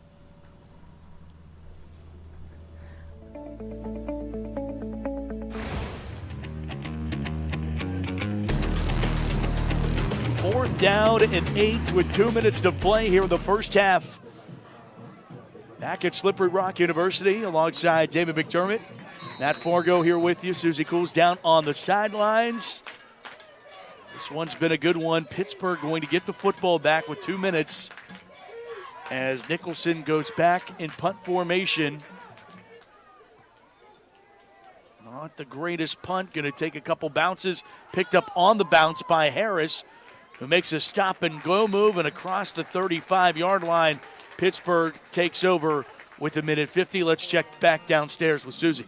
An injury update for Tampa Bay. Number 57 linebacker Aaliyah Hurst Smart. She went down a few plays ago. She sat on Tampa Bay's bench. She was getting her right knee checked over pretty extensively by her training staff. They do have her up and walking, but it is not looking good. She will be to be determined here for the second half. Matt? Thanks, Suze. Angelia Smart, one of the nucleus of that Tampa defense. To keep an eye on her return is Chavez gets pulled down, nowhere to run.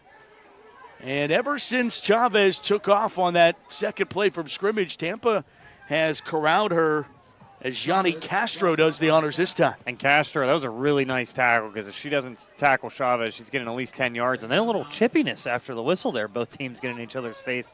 Looks like the second half is going to be not the friendliest affair between these two. Yeah, sisters fight at times, right? Chavez looking out in the flat, got Meyer, and it is a catch and an immediate tackle. Amaya Baker is right on the scene. That was Cody Johnson who hauled that pass in. And Pittsburgh takes the timeout, their first timeout, with 1:10 to go, and leads us to Pittsburgh expanding their ownership. John Stunda has joined the Pittsburgh Passion ownership team that now consists of Doc and Dana Harris, Tony Misitano, and of course John, and now John, and of course Teresa Kahn. John has been a longtime friend of the Harris family, and he is the owner and CEO of Gozo Travel, and now a member of the Pittsburgh Passion family. So welcome to John, not in attendance with us tonight, but I'm sure he will be next week, and it will be a great time to get a chance to talk with him and the expanding ownership of one of the premier women's pro football franchises.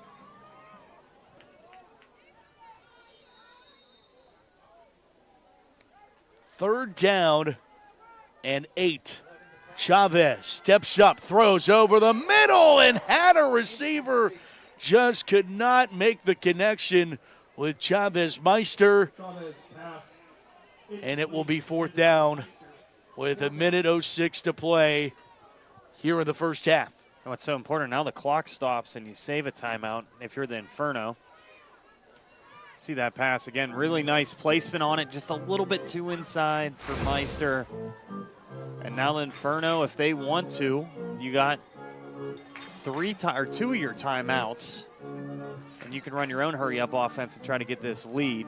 Or if you're a little bit scared of the turnover, you can knee it and go right back in the locker room having this game all tied up. Yeah, it's kind of an interesting situation because they are run first.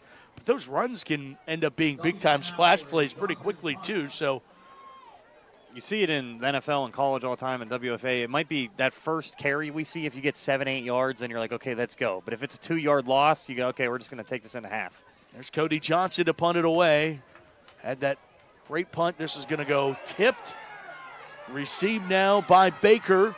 Baker trying to get blockers, and Alyssa George darted through and applied the lick. Great tackle.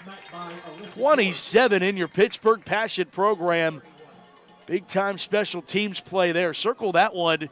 Won't make the highlight tape, but that's a big stop on special teams to not allow this Tampa offense better field position. If you know us, we love the special teams tackles. We love shouting out the special teams right there. No big plays on that punt return, and now the Inferno will have to go almost 70 yards if they want to have a touchdown at the end of this half. And again, it's going to be interesting to see, Matt, how they attack the situation. A team that loves to run the football. You could get a huge play on a run or maybe a play action pass. The Inferno got a couple different options here, but they got 53 seconds to try to make something happen and go into the locker room with a lead. 53 ticks to go here in the first half. And a handoff. Going to Taylor, and Taylor's bottled up after she picks up the 35 to the 36-yard line. Second down coming up. And somewhat of a hurry up. Quick to the line here for Tampa. And now letting things kind of dwindle down. Now we're at 24 seconds. Probably does not run a lot of hurry up. It looks like there's some confusion. They only have one timeout, too, so we'll see. They might not even run a play here. Yeah, they've lost 20 seconds since that carry, and that's going to – maybe they're going to run one more play. It's under 10 now. I think it's just going to be a knee. Yep. You are right. That's what it is. Tampa perfectly content to take the Pittsburgh Passion into the locker room with a tie ball game. It's the WFA Pro Game of the Week, and for good reason. After 30 minutes of play, Pittsburgh 14, Tampa 14. Our halftime show and the road to Canton ahead. Watching here on the All Women Sports Network and Sportsnet Pittsburgh.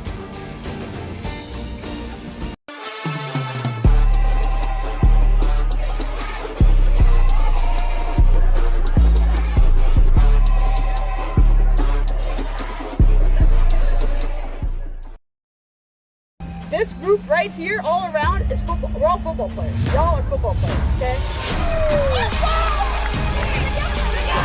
Down. Good. Montiello's going to go straight ahead. Got a receiver caught. Touchdown.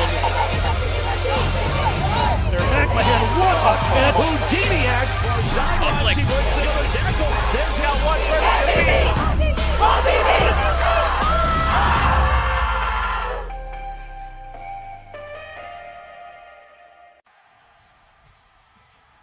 The Pittsburgh Passion proudly thanks Children's Aid Hospice, putting children first for over 20 years and changing lives every day.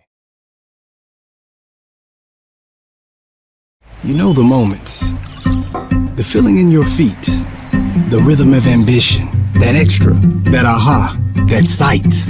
That something. The click, the shift, the boom, and you're there. The mess becomes a map, and you call it art, or science, or code, because now you know the way forward. For all the moments that drive you, there's edX. Fuel your ambition with thousands of job-relevant courses and programs at edX.org. And as we can see,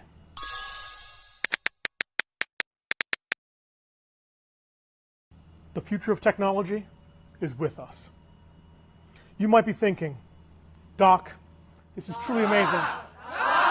And we got. Hey, is the projector ready? Come on, time for a team meeting.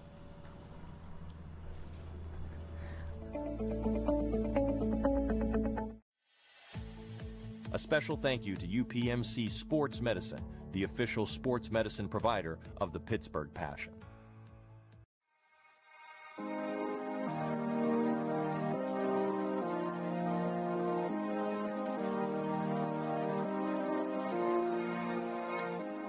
Supportive.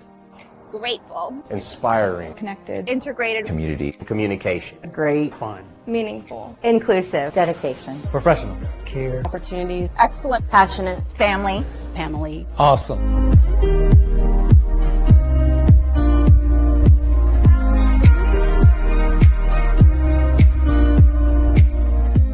Hi, I'm F. Doc Harris, and I'm here to talk to you about women's professional football.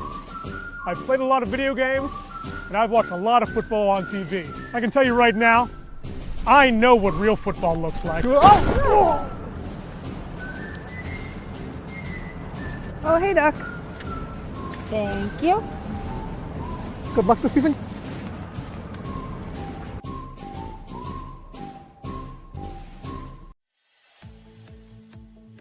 A special thank you to Gozo Travel for supporting Pittsburgh Passion Football.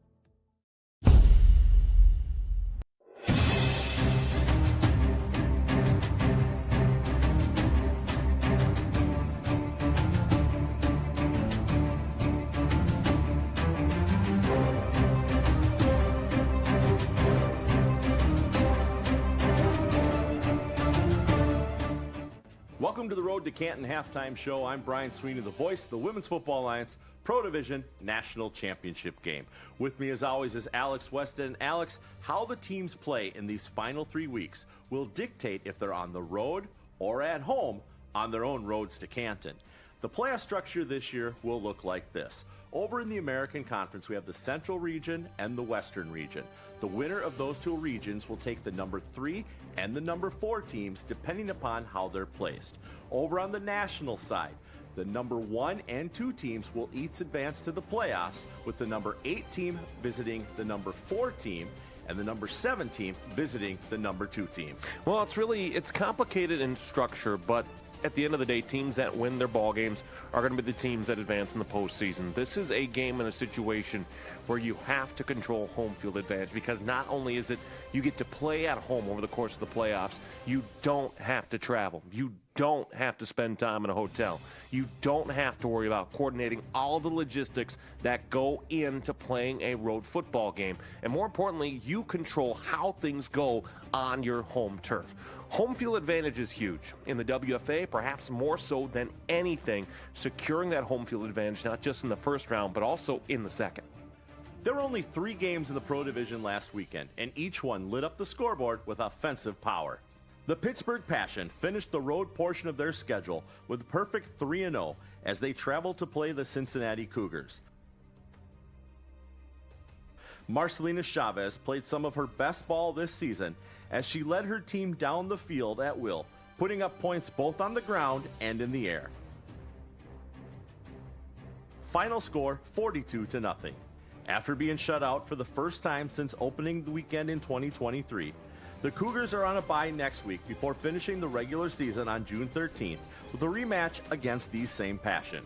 Pittsburgh will welcome the DC Divas next weekend, June 6th, for a rematch of Week 3 when Pittsburgh won with a walk-off field goal. Chavez continues to get better each season as a quarterback, with her rating now above 130 since taking over the role full-time in 2024. For Cincinnati, they came into this game as the #1 defense in the National Conference, having only allowed 7 points per game. Well, and that's just a testament to where Pittsburgh is at, because you have all things offensively working for them. Offensive line, receivers, running back, quarterback. It's been fun to watch just how much better Mekhi Chavez has gotten year over year at the quarterback position for Pittsburgh. I really like what the Passion are doing, and most importantly, they're staying healthy. And it's a team that needed to stay healthy a year ago and finally has found that consistency and the ability to stay healthy, which leads into winning football. The most important thing for Pittsburgh is I want to continue to see them use Mekhi Chavez, not necessarily throwing just to the outsides, but more over the middle. Give her the chance to read a defense and exploit it as she can. She's got a great ability to read the defense when she's going toe-to-toe with it. Just give her that opportunity to really exploit it over the middle and see what she can do. For Cincinnati, this is a tough game because it does put them in a tough spot in terms of the Massey ratings, but I also look at the Cincinnati Cougars and say this is a tough out time and time again. You can look at it and say, okay, a year ago our result against Pittsburgh wasn't ideal. You could say this was probably worse, but you still have to recognize that Pittsburgh is a really darn good opponent. It's a good showing by Cincinnati nonetheless. The Mile High Blaze look to get back to 500 as they traveled to play the Salt Lake City Wildcats. Since joining the WFA as a Division II team in 2025, the Wildcats have been nearly unstoppable, putting up an average of 56 points a game behind the arm of Laura Gates and the legs of Sam Gordon. Moving up to the Pro Division in 2026 may have increased the talent of their opponents. However, the stat sheet has continued to show the Wildcats are going to be a team to contend with for years to come, as they put up one of the highest points totals in recent memory at the Pro Division. Final score 78-14. Next weekend, Mile High is on the road at the 0-4 Rocky Mountain Thundercats for a rematch of Week 1 when the Blaze came away with the win. The Wildcats are on a bye next weekend before finishing off the regular season on June 16th, hosting the 3-0 Cali War, a rematch of the game being played right now. Alex, the state of Utah recognizes girls playing high school tackle football, and this model is showing to be successful. There are 3 hallmarks of a dynasty in any sport. 1, winning. 2, consistency. 3rd, and perhaps what Salt Lake is missing the most right now, is a championship at the highest level. They're going to be able to make their case for that. I mean, the scoreline itself is gaudy. When you score 78 points on anybody, it's a notable achievement one way or another. Mile High is a rebuilding team. I think that's safe to say, whether they want to admit it or not. They need help on defense. They need help on the offensive side. They're just not at a pro-caliber style of offense or defense right now. But for Salt Lake, all of a sudden, their schedule gets tough. To be a champion, you have to beat the teams that have been at the highest tier above you. And you have to beat teams that have a championship caliber resume. The game that's going on right now that most of the audience is probably watching right now is going to give us a clear indication of just how good, if how good, Salt Lake and the Wildcats can be, whether it be turning into a championship this year or being that final gem of that dynastic run. And in the final game last weekend, the Nevada Storm welcomed the Cali War. When these teams met in 2025, each team won at home, and the Storm was looking to continue that trend to get above 500. The War were looking for their first 3-0 start since 2023. This game was back and forth as teams exchanged touchdowns until Alyssa Robertson opened up the Cali lead with a 70-yard punt return for a touchdown. This was the separation that the War needed to remain undefeated on the season. Final score, 37-21. Next weekend, Nevada welcomes the 0-3 Oregon Cougars of Division II. These teams met on opening weekend, with the Storm getting the blowout win. Cali will welcome the 1-2 Houston Energy. These teams met in Houston last season when the War were victorious 52-6. Alex, the Storm could win out the rest of the season and still not make the playoffs due to their strength of schedule. And Cali needs at least a split with Salt Lake if they want an opportunity to play a home game in the postseason. And right now, with how Salt Lake is playing, that might be a tough ask for the Cali War. But this was a game that was important for both these teams for that exact reason, where you knew that the winner was going to be in the driver's seat and the loser was going to have to find their way, maybe through a different route than what they expected. I think that when you look at the Cali War, again, they're showing you enough, but they aren't really taking a step. For the first time in what feels like a long time, it's a balanced offense for the Cali War. We're not used to them having that balanced offense, but it is. It's starting to come around. Tanya Guzman has filled in really well since ascending to the full-time starting role at quarterback for the Cali War, but she's going to have some tough tests coming up right now against Salt Lake and in a couple of weeks when she plays them again. This is a really tough matchup for Nevada to lose, knowing that it probably sends them out to the east. Granted, a lot can happen between now and then, but that's why this game was so important, because the winner at least would feel comfortable about their playoff fate, whereas the loser needs to win out and have a lot go right, and that's why Cali's looking in a better spot here. After 5 weeks, Alex, we're sitting at 23-1 and 22-2 for our picks. And last week, we were both a perfect 3-0. There are only 18 games left in the regular season, so let's jump right into the Week 6 picks. DC at Cincinnati. I think that Cincinnati will carry a little momentum from their game in Pittsburgh to this game, but it's not enough to stop Amanda Congialdi, who's playing well as anybody. Give me DC. Tampa at Pittsburgh. Pittsburgh, again, I think, especially at home, nothing stopping the passion right now. Give me Pittsburgh. St. Louis at Minnesota. This one's tough for me because it doesn't feel like Minnesota can or should win 2 games in a season against St. Louis, but yet I think it's what's going to happen. Give me Minnesota here. Nevada at River City. Tough matchup for River City. Nevada gets back on the winning streak, and they need to win by 40 here to stay relevant. Nevada. Salt Lake at Cali. I feel like with how Salt Lake is rolling right now, they have the money in their pocket with which to win, and I'm not sure that Cali can match up with them in a track meet. If they do, they have to play with motion. They have to play with up-tempo offense. I don't think it's enough. Salt Lake. And Dallas at Houston. This one is a tough one, too. I think Houston wins because they're at home, but it's a slight win. It can go either way because even though they are small, they are mighty in the Dallas Elite Mustangs, but I still think Houston gets the dub. Playoff seeding is starting to fall into place, and we will decide in the last 3 weeks who moves on into the postseason. Enjoy the second half of your game, and we'll see you next week on the road to Canton.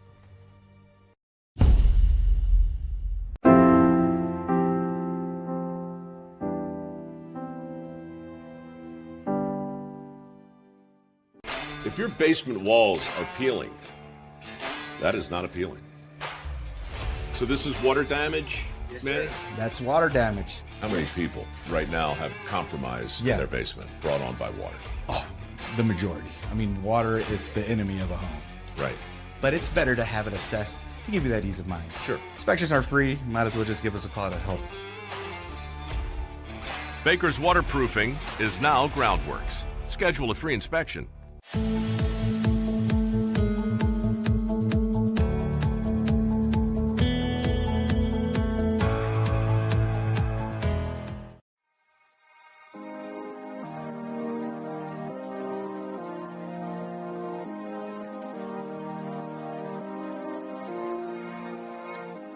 Supportive.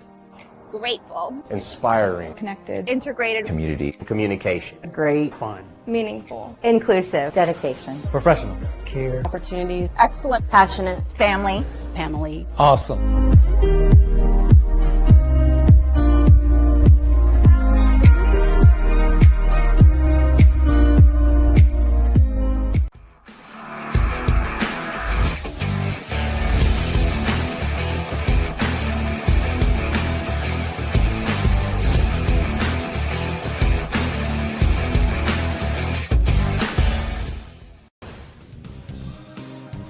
Halftime here at Slippery Rock with Pittsburgh and Tampa Bay. I'll leave it at 14 apiece. Pittsburgh took a 7-0 lead, and then Tampa was able to take control, and we'll have the first half highlights to tell you how it all broke down. And it only took the second play from scrimmage. Makai Chavez around the right side, and she says, see you later. Pittsburgh goes up 7-0, Damon. Anytime Chavez is in open field, you know it's going to be a huge play for the Passion. That read option, we hope to see more of that in the second half for the Passion. But Tampa would respond as Taylor, catch me if you can. Spoiler alert, they couldn't.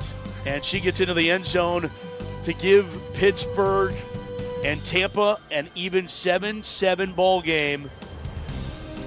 In the first quarter, we go to the second quarter.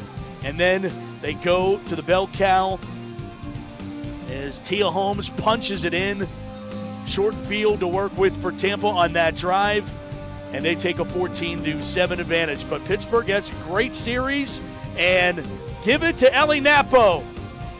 And she'll make you pay. She gets into the end zone. Another touchdown for Ellie. Extra points good. And that's where we stand, 14-14 between Tampa and Pittsburgh. And to get an update on how things will play out in the second half, let's go down to Susie Cole. Coach T told me earlier this week that Tampa Bay comes with size, physicality. We're seeing that on display today. How do you keep that best at bay in the second half? Yeah, they're a good team. They're a strong team. We're stronger. We just got to reset.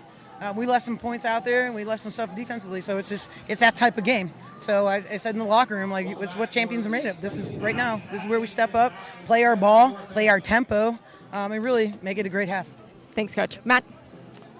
Thanks, Susie. And is Lisa Horton a gamer, or is she locked in right now? I wouldn't want to ask her questions till after the win, but that's why Susie's a pro and she's the best. And I think going into half tied, I would say most teams would be happy, but for the Passion, there's some big expectations at all times for the Passion. They definitely want to execute a little bit better here in this second half.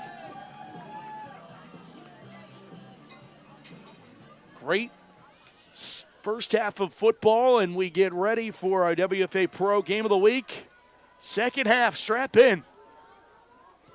Nothing decided between Pittsburgh and Tampa Bay. From the 25-yard line, it's Joyce. And pulled down from behind. Nyjah Brokaw on the tackle, special teamer. And now Tampa does get the football to start.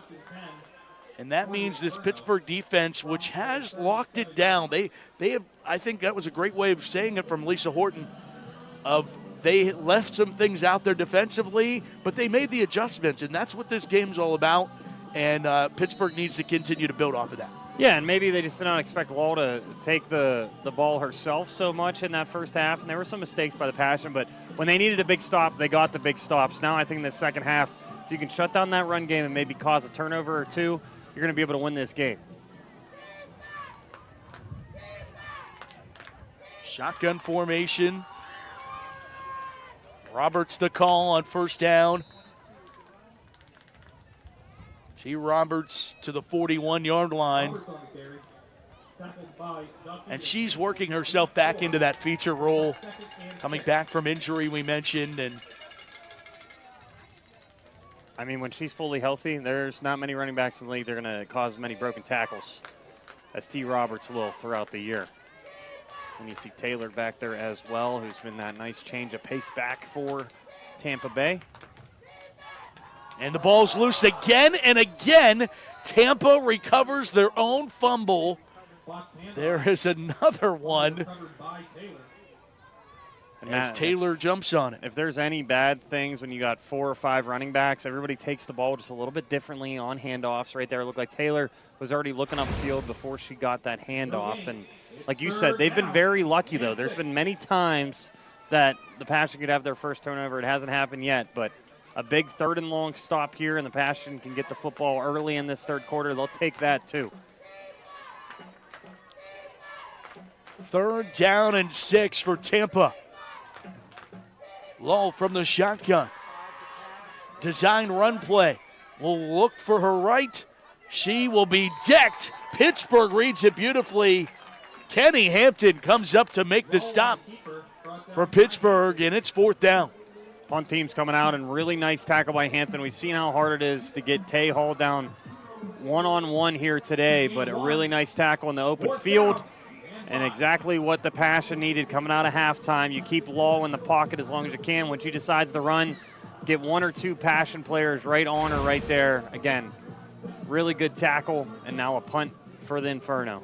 And remember, the last punt was almost blocked, so at some point you might see that happen for the Passion as well. Here's Nicholson to punt the football away, and almost got another hand on it. But we'll get it away, and Harris on the bounce. Breaks a tackle or two, and to the 43-yard line, Pittsburgh has the possession as they'll go back to work offensively. The third quarter, Pittsburgh Passion would like to thank UPMC Sports Medicine, the official sports medicine provider of the Pittsburgh Passion. Thanks to the hardworking athletic training staff from UPMC Sports Medicine, keeping Pittsburgh Passion players healthy all season long. When T. Robertson's down, you might want to bring 1 extra trainer with you. There's going to be some bruises and some things on the Passion defense, but they've been playing really well. And it's Napo off the left side. Napo a first down, a sidestep, another tackle broken, and Napo finally pushed out of bounds. Napo on the carry. Forced out by Turner. Accomplished for a Pittsburgh Passion first down. 2 different running styles for Napo and for Roberts, but you see Napo here, that left stretch play, breaks 1 tackle with that sidestep juke we've seen so much, and she's so hard to take down on the sideline, get an extra 2 yards. She got 15 on that last one, and now she's ripping and rolling. She's going to get 14 on this one, and another Pittsburgh Passion first down. Officials timeout. Injury. A health and phys ed teacher by day is Napo, and back-to-back Pittsburgh Passion first downs.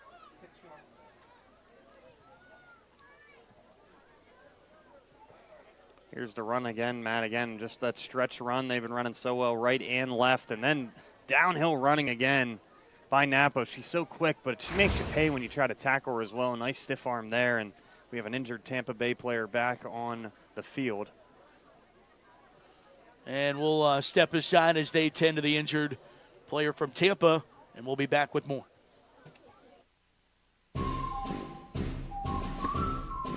Hi, I'm F. Doc Harris, and I'm here to talk to you about women's professional football.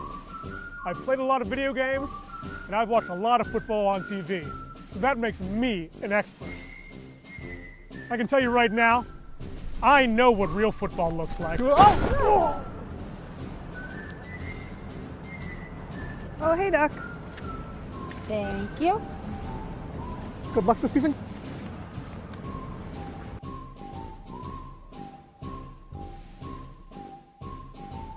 From heating and cooling to a large array of construction equipment, Herc Rentals has the gear you need to get the job done.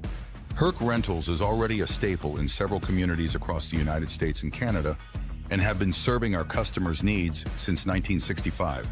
With a catalog of equipment that spans the spectrum of almost every kind of solution you can think of. To learn more about Herc Rentals, visit hercrentals.com or call us at 1-888-777-2700. Beautiful night here in Slippery Rock, Pennsylvania, hour north of Pittsburgh.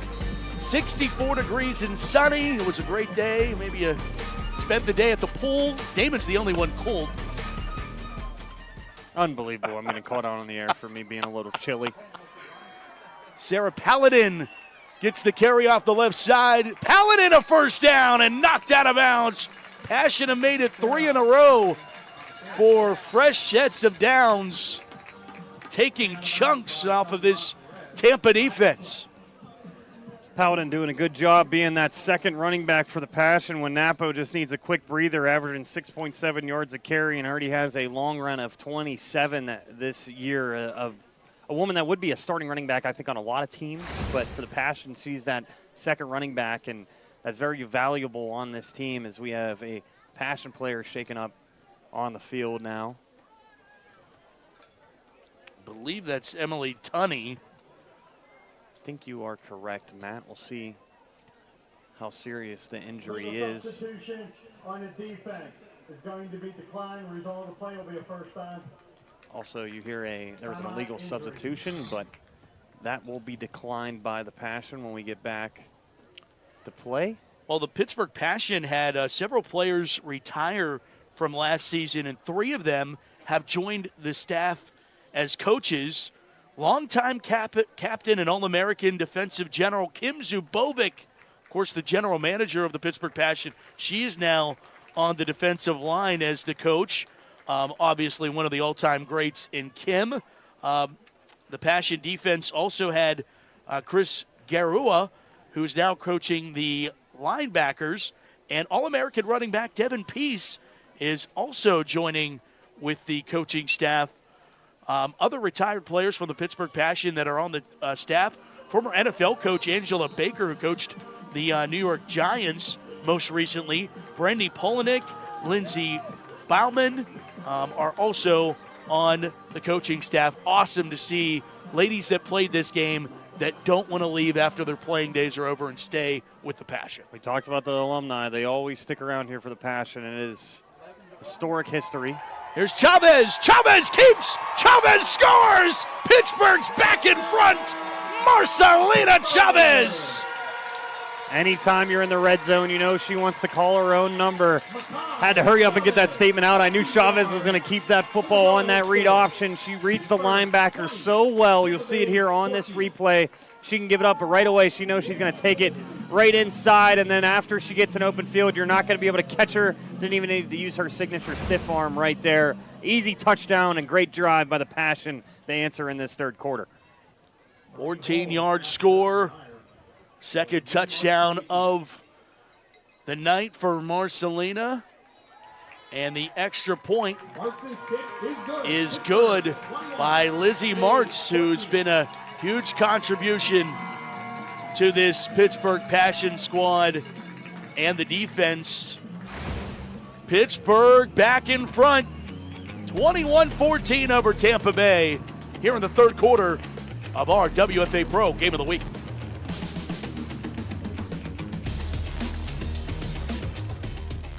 Miller's Mini Storage has the extra room you need. For more than 3 decades, our storage facility in Elizabeth, PA has offered secure, affordable, and accessible storage solutions.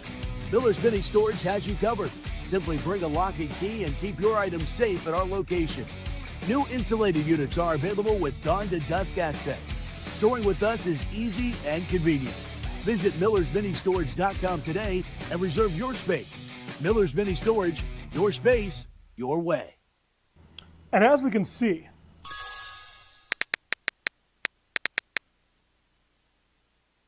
the future of technology is with us. You might be thinking, Doc, this is truly amazing. And we got Hey, is the projector ready? Come on, time for a team meeting.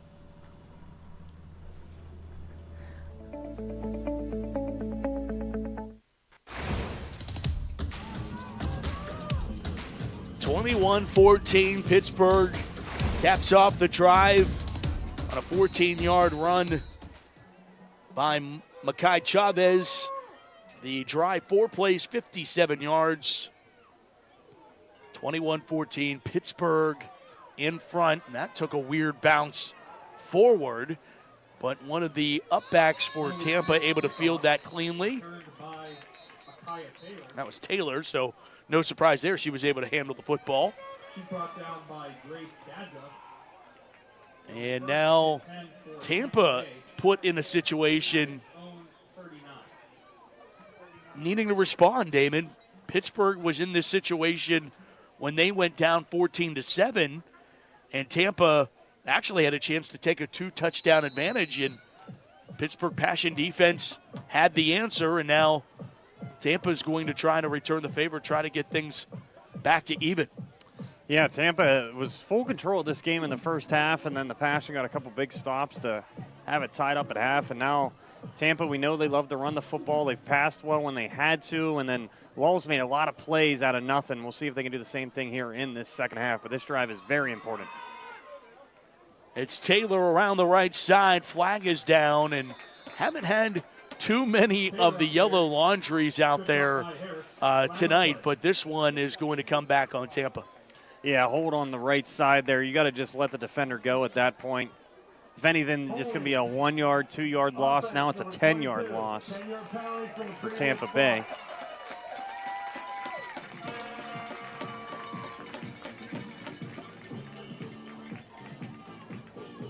See right here, as Taylor goes to the outside, you just tug on that arm. You got to let her go.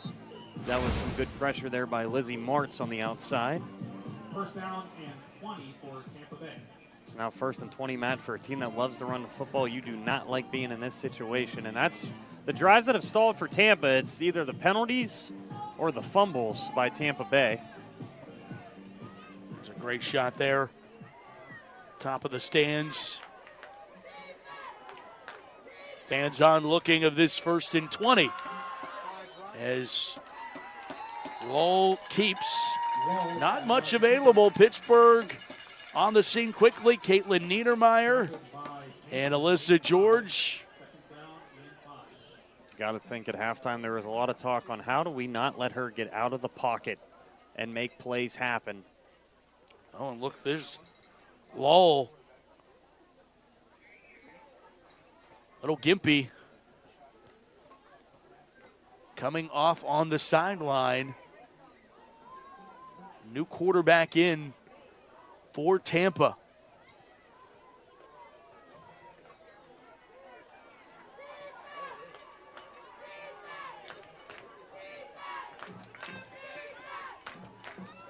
Hand it off to Taylor. As long as I got the number right, that would be Malaya Sullivan, who is 5 for 16 on the season. 1 touchdown, 2 picks. Taylor on the carry. Well, that was short-lived. Low is right back out there. There's Sullivan, and honestly, they play the same type of style. Sullivan also has 96 yards on the ground this year. I actually believe that was Shea Rutland. Oh, Rutland came in. Yeah. Okay, so Sullivan must be checked out of this game I believe she's unavailable today, actually. As rolling now, Lowell dumping it off into the flat, and she gets planted. Pittsburgh's all over it.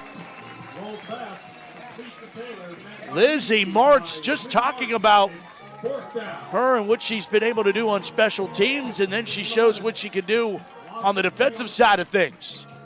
Just a little pass out to the flat. You know, it's one-on-one coverage. Lizzie Martz versus Taylor. What a tackle. She caused that holding on 1st down, being aggressive, and then right there, really nice form tackle for the Passion, and what a stop on 3rd down, and now the Passion get the ball back up 7. 4th down and 11.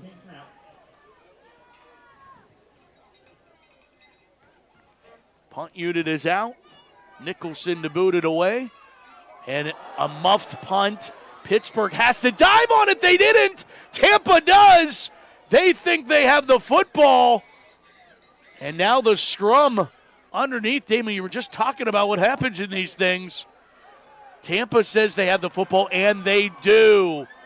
Pittsburgh muffs a punt, and underneath it is Shea Rutland. We're just talking about her as the backup quarterback. And Tampa gets the biggest swing of momentum here in the second half. And what's so amazing about the WFA, when do you see a backup quarterback playing special teams and diving on the football right there? It took a weird bounce on Napo off of her hands, and then I think she thought she had enough time to just pick it up. But then Rutledge does a really good job diving right on that football, and now Tampa steals the possession back, and they get it on the 38-yard line of the Passion. That's how you make a difference even on special teams as the backup quarterback. New life for the Inferno offense with 7:50 to go here in the third. It's now Lowell from the shotgun, 2 sidecars. Hands off to Roberts. Roberts tries to bounce it to the corner, and nothing is available. Pittsburgh's there. Ashley DeChico and D. Harris lead the way.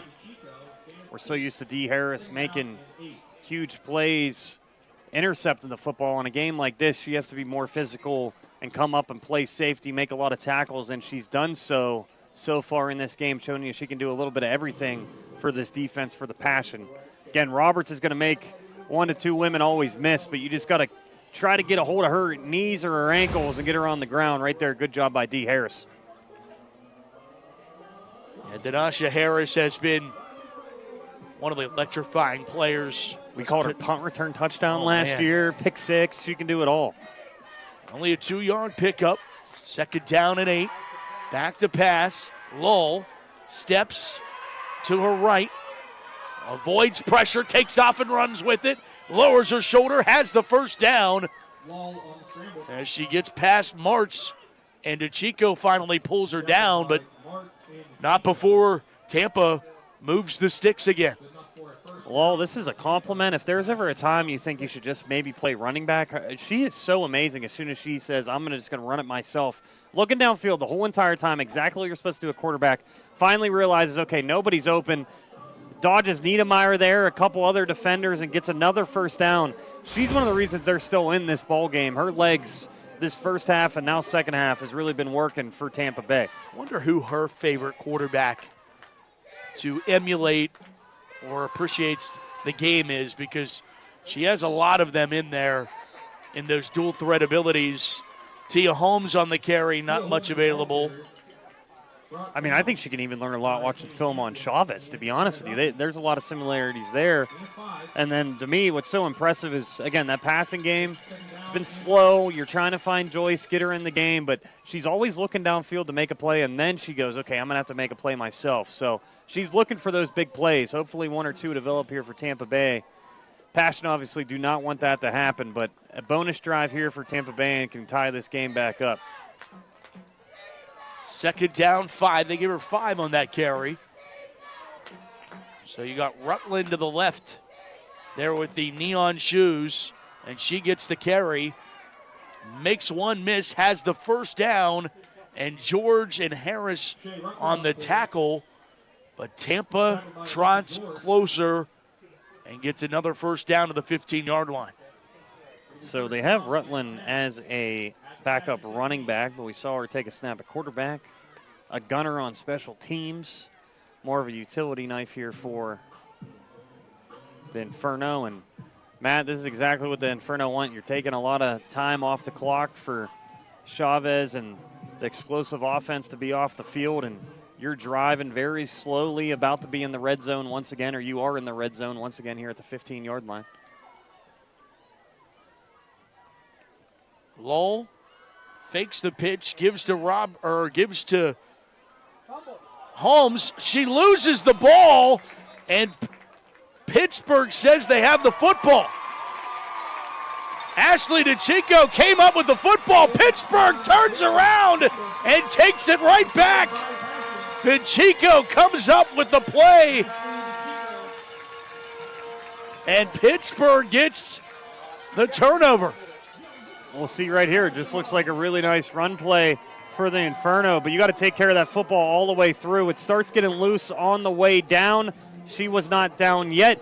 DeChico does a really good job of stripping that football away and recovering it, and now you steal a possession for the Passion.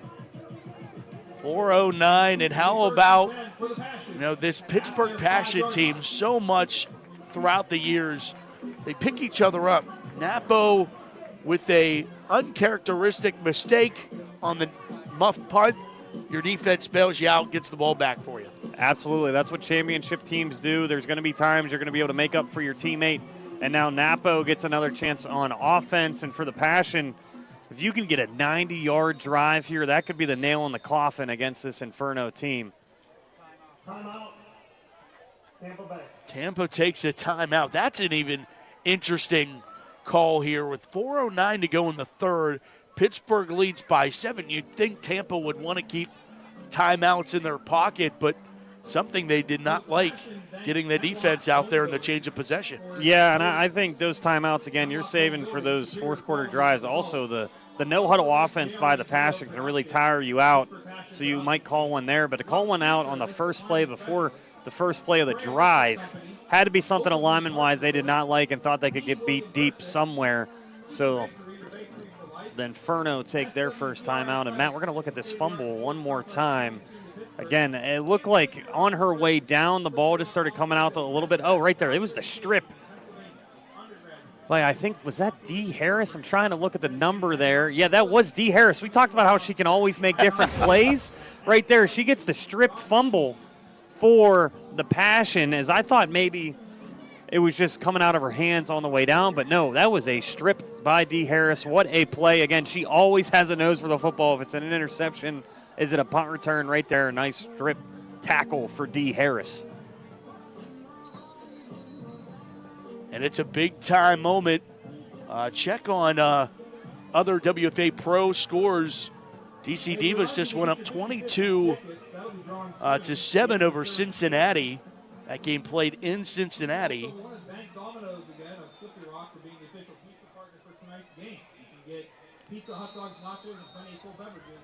So Pittsburgh to work from their own 5. They go I formation, long count for Chavez, and Napo gets the call. And she's across the 10 to the 11.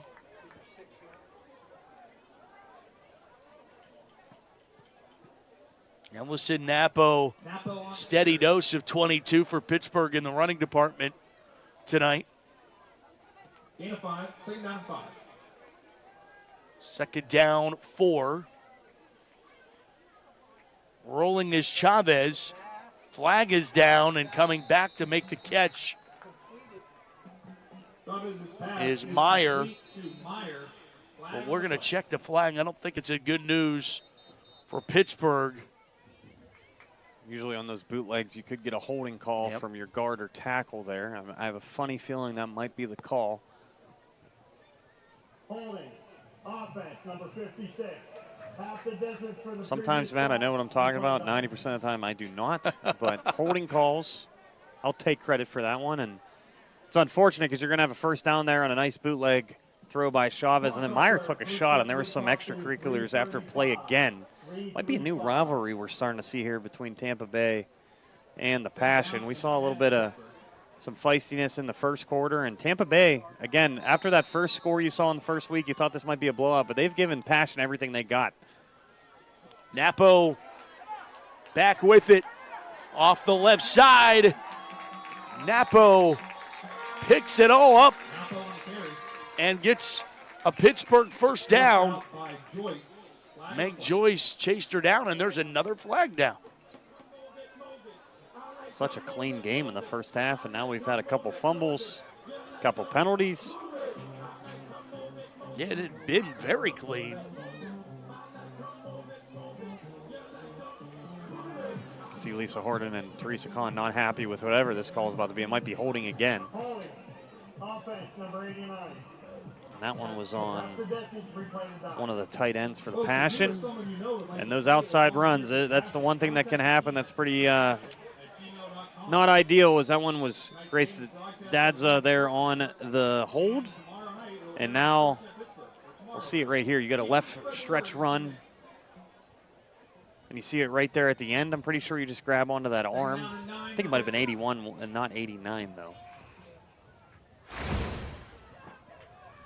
Pittsburgh right back. Second down and 9 is what they will call it. And they're going to try the right side with Napo one more time. And different side, same result. Pittsburgh Passion first down. Napo gets the sticks. And this time there's no yellow hanky on there, so that play will stand.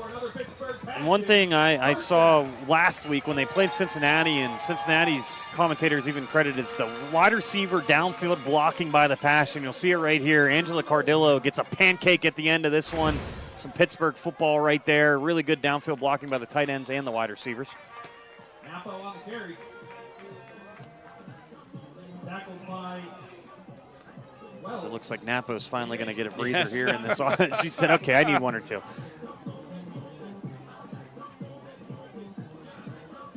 talking with her, she was talking about how sometimes Mondays in phys ed class, when she's trying to show high school students about how to lift or how to do a proper move, she said sometimes those days after a Saturday game are easier than others. And I was about to say, I don't know what would be harder, high school or if she was doing elementary school and you got to almost be the entertainer / gym teacher. So Napo, one of the best runners in the WFA, and then on Monday morning she's showing off what you got to do in gym class. It's got to be a tough week. 3rd and 1, and they go to Cody Johnson on the carry, and Johnson has the first down to the 29-yard line. I've seen the fullback dive way more this year with Johnson. And again, it's almost like a quarterback sneak. You just put your head down and try to get 2 or 3 yards. Talked about how Cody Johnson does so many different things for this team. Also a great fullback and lead blocker for the Passion.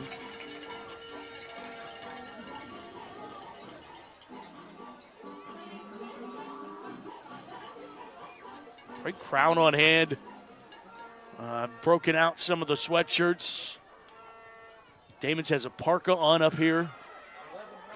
I need hand warmers. As Chavez goes to the left on first down, picks up a couple. Now Pittsburgh time and possession as we tick closer towards the 4th. That's what's so fun about football, Matt. It is a chess match at all times when it comes to the run game. Passion have been a little bit better in the run game this half. And like us on Facebook at PGH Passion FB. 10 seconds to go. Should be the final play of the quarter. Chavez to throw and got it. Completed to Angie Cardillo for the Passion first down.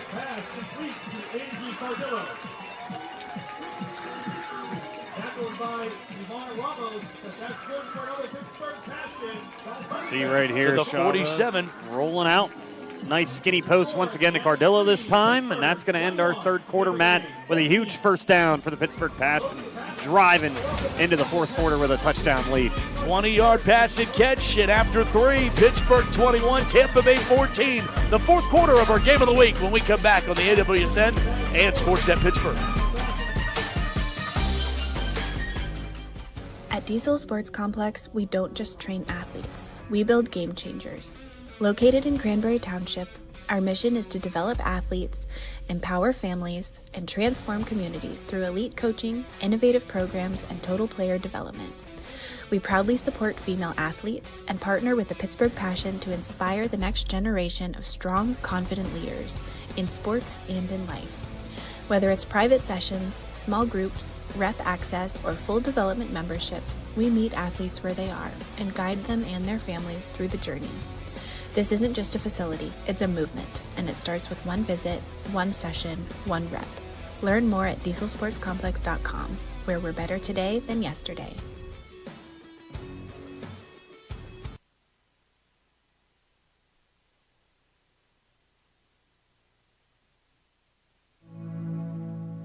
Let's change. Let's change the odds for the toughest infertility cases. Let's change survival rates for triple-negative breast cancer. Let's change outcomes for moms struggling with opioid addiction. Let's change the gender bias in medical research. Let's change the way the world treats women at McGeeWomens.org.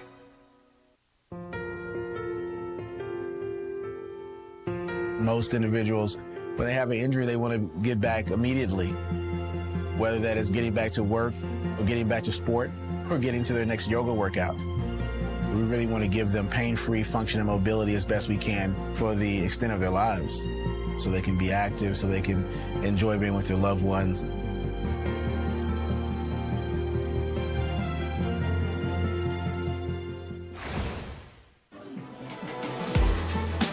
Let's play a 4th at Slippery Rock, Mahalik Thompson Stadium, the site of this WFA Pro Game of the Week. We go to the 4th quarter, And it's Napo getting the call, and Meg Joyce quickly on the deck, and great respects great is easy for me to say, as Meg Joyce and Napo help each other up. Meg Joyce, it's amazing to me that she plays so good receiver and then is one of the best defensive backs still in the league. She's been doing it for a very long time, and you think a wide receiver is kind of scared to get down and dirty, but she makes some big hits for Tampa Bay at all times. Chavez throws complete to Meyer one more time. Another Pittsburgh Passion first down to the 35-yard line. Again, Bethany Meyer this year, the leading receiver on the team. Not a touchdown yet, but a 16-yard reception for Angela Meyer. Who knows? Maybe the next play is about to be a touchdown for Angela Meyer. I think guys in the truck get excited. First down and 10 from the 35. Napo off the left side. Gets pulled down. Baker on the stop as Napo inside the 30. Picks up 7 yards on that first down carry, and Pittsburgh's getting it in chunks, Damon. They just need to convert. And they're taking their time too. Yeah. I know they love that no huddle, but I mean, you're taking some clock away. You go up by 2 touchdowns here. It's a huge drive, and I mean, the pass game's working, the run game's working. You can do about anything as you enter the red zone here for the Passion. Oh, fumbled snap. Ball's on the carpet. I don't know if Chavez has it I don't either. either. Tampa says they have the football. They do.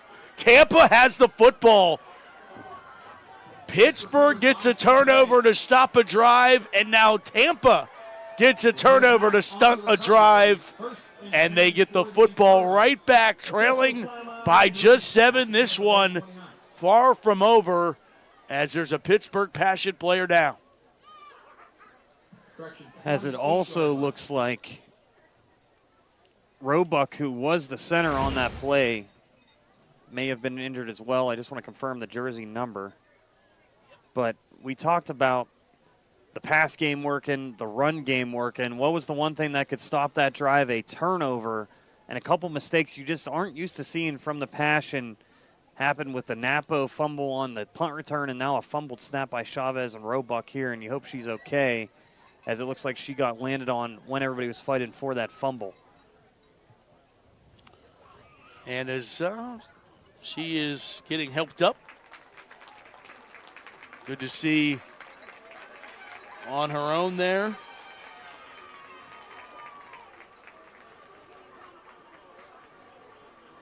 Roebuck, a University of Pittsburgh at Greensburg graduate.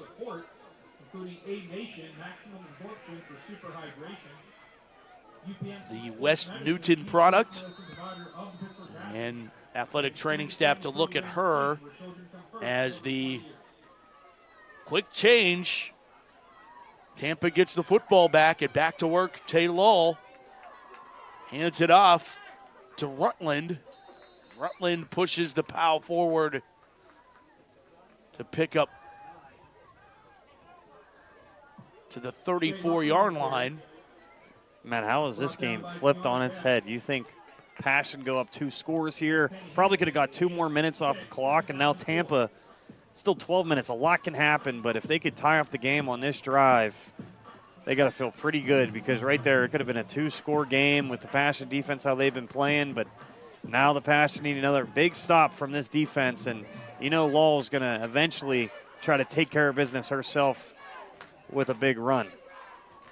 Miscommunication in the backfield, and Roberts finally squirts free and makes something out of that. It did not look good in the backfield there for a while. Pittsburgh thought they were going to be able to pull it down. It was Anna Duffield who made the tackle, and she's been playing football. Anna's been playing football since she was a little kid. She played high school football. She's been playing her whole career, and makes a 3-hour commute to practices and games. Wow. That's how much she cares Those about are, playing this game. Those are the awesome stories in the WFA that just don't get talked about enough. 3 hours each way.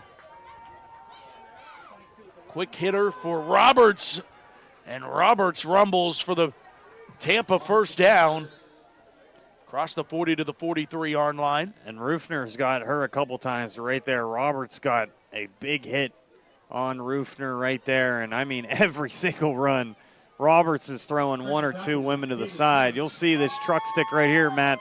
Looks like Madden 2008 with Danian Tomlinson or Adrian Peterson. Roberts is running tough right there. Uses that right arm. There's no stiff arm either. It is just a truck stick at all times. And you said before the game, Roberts every year loves to give the Passion a lot of fits.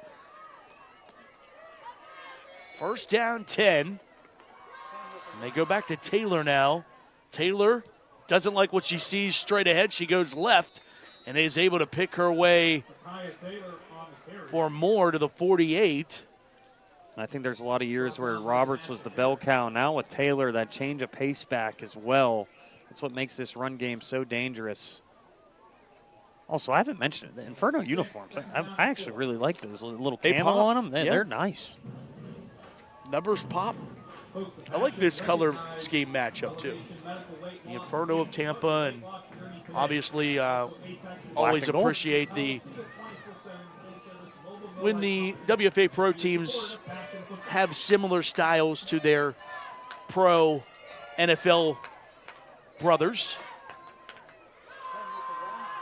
Taylor, a first down, wrapped up there by Niedermeyer right after that. The ball comes loose. Pittsburgh takes it away. They have the football, and the officials say no. It stays with Tampa.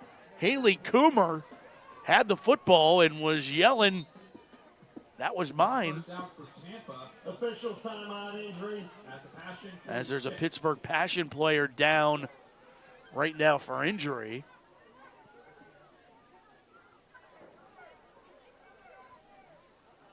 We'll see here if maybe the refs missed one. Taylor right there wrapped up. She's not down yet no, I think she was down. Yeah. If that ball would have came loose when she was still on top of a player, it's a fumble, but a little bit late there. Great replay by our crew. Every possession is going to count now. You see that turnover by the Passion give the Inferno another chance here. And they've been driving right down the field, and both of these teams run the ball so well. They feel like if they get that last possession, they can win this game. Already a huge field goal win for the Passion this year. Inferno have missed one field goal. Got to start thinking about that as well with 10 minutes left. It looks like just going to be a cramp. I'm going to be able to get up for the Passion. It's Tiana Cash. You want to get her back in the game, too. She's a great defensive lineman right next to Niedermeyer in the middle there, and you know how much Inferno love to run the football. And yes, I do have a quarter zip on, all right? Everybody has acknowledged this now. Is that a parka? It's a little chilly up here, just a tiny bit. Got our great camera guys right there to the left, too. Matt Stans. Al Lesh, Nate Marco up here in the booth with us. Yeah, Big Al's got a quarter zip on, too, all right? He's allowed. He's a Navy man. As Holmes all the way down to the 1-yard line. First and goal, Tampa. As Holmes took it right up the center. 44 yards. First and goal, Inferno. See right here, we were a little bit confused, a little misdirection right up the gut for Holmes, and with Cash out of the ball game, you're missing one of your star defensive linemen. You get it all the way down to the 1-yard line. What a huge run for the Inferno. You see Meg Joyce there pumped up and telling Holmes, great job, and now we'll see if they get a fullback dive right up the middle again like we saw in their last drive.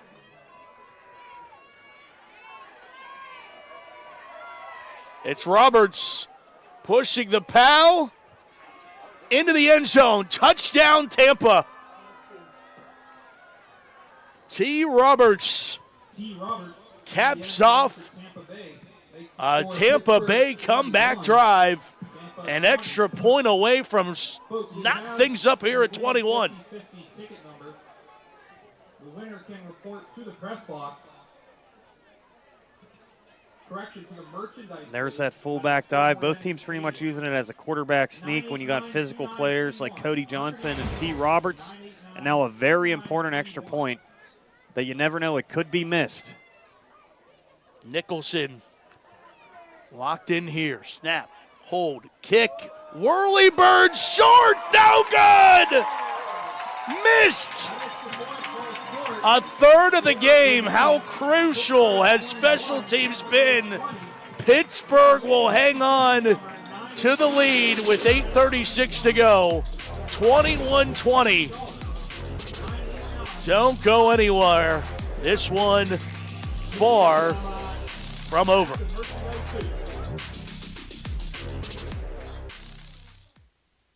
At Diesel Sports Complex, located in Cranberry Township, our mission is to develop athletes, empower families, and transform communities through elite coaching, innovative programs, and total player development.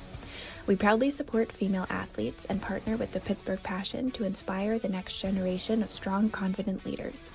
Whether it's private sessions, small group training, rep access, or full development memberships, we meet athletes where they are, and it starts with one visit, one session, one rep.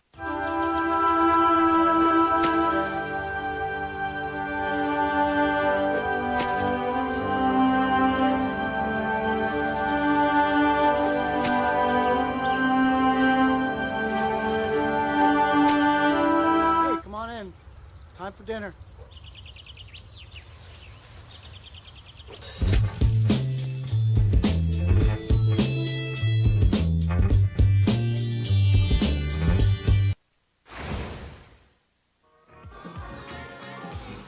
Tampa cuts it within one on a 7-play, 72-yard drive.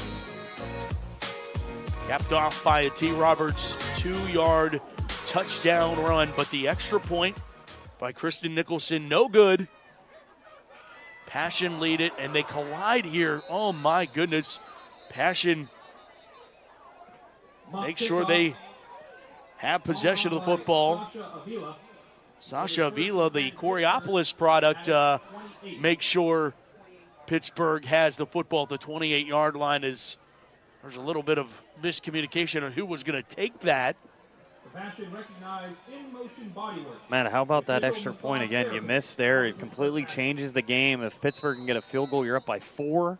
And for Nicholson, that was only her second miss of the year. She was 7 for 8 going into this game. Obviously, she made one earlier as well, or 2 earlier as well, and misses that one. So now the Passion pretty upset about that turnover, but you still got the lead. And the way you've been running the football, there's no doubt in my mind you can at least get half of this clock gone in the fourth quarter.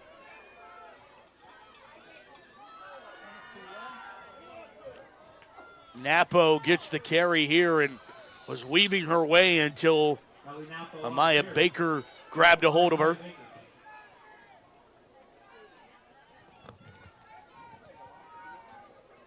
Another great camera angle of this awesome field here. And again, it's starting to be crunch time as the sun's setting here in Slippery Rock.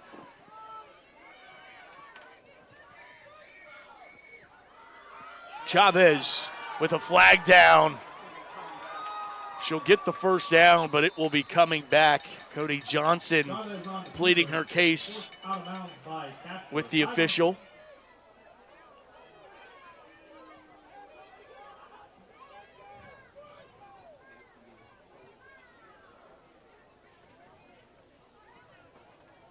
Holding, offense number 86.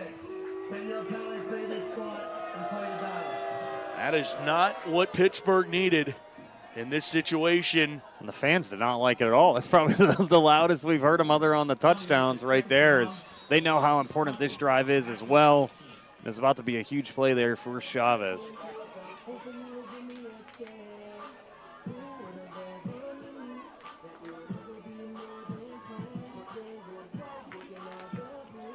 And it's second down and 20 after the penalty. And here's Chavez operating. Looks, double clutch. It's going to take off. Chavez, stiff arm. Mackay to the 35. picks up a lot of the lost penalty yardage and then some to the 36-yard line, where it will be 3rd down and 3. Another look. Great run here, and you see that pattern and stiff arm we've seen so much by Chavez. Wanted you to look at this tackle, though. Teresa Khan is still talking to the refs. They wanted a horse collar right there. You see the tug of the jersey. I don't see the tug on the horse collar, though, of the neck. But, again, it was a dangerous tackle, almost a hip drop tackle you see in the NFL they call now. But Chavez looks like she's going to be okay. Remember, last year she got hurt on a scramble as well. 3rd down, 3. Napo bounces it. Napo a 1st down and more to the 47. A fresh head of downs for the black and gold. And a Tampa player slow to get up here.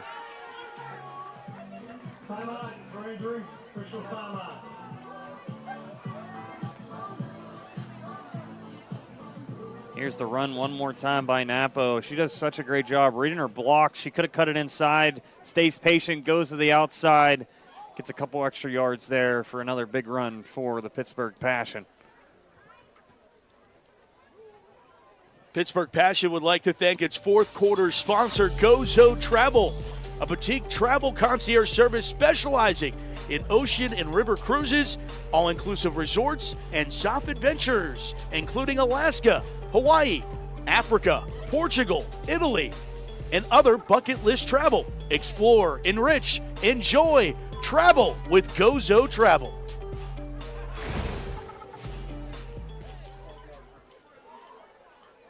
"12 yards on that last carry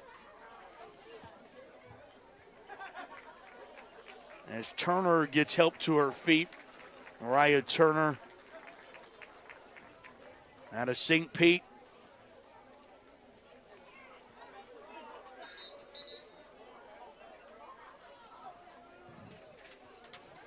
And I think also for the Inferno, this run game and the no huddle for the Passion really starts to wear on you. You might see a couple more Inferno players that need to get subbed out, and for the Passion, this is exactly what you want. A nail in the coffin type of drive here, where you're wasting a lot of clock and you're getting a lot of first downs. Chavez sends Meyer in motion. She gets the end around.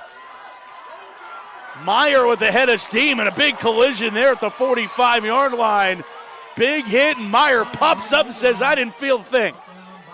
Again, there's been some chippiness, and right there, the Passion are saying, why are you celebrating a tackle? I just got 7 yards. And then the other way, the Inferno's going, listen, we're going to be hitting you hard the rest of this game. I don't care. You got to love it from both sides here. Play took a while to develop, but again, way to stay patient, wait to cut up field, and then you see that big body slam.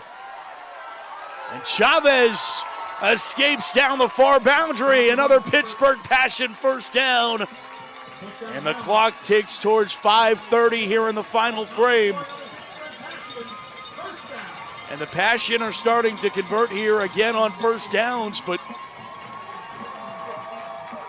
see Chavez on that read option. She does so well. She's keeping it all the way. And then look at the downfield blocking again from the wide receivers. 15 yards on the run there from Chavez, and now it's Napo with a burst of speed. Napo got the corner. She's got the end zone, and she has a Pittsburgh Passion touchdown.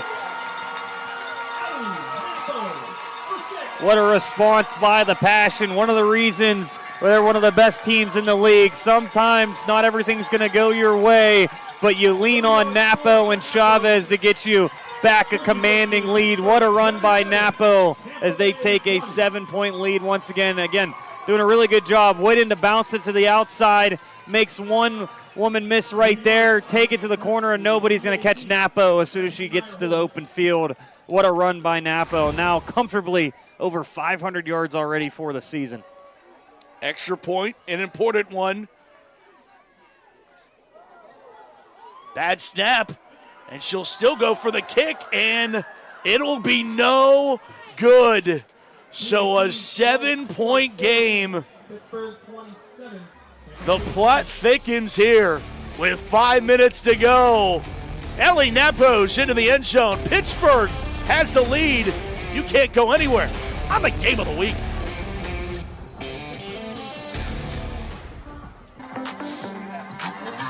Again.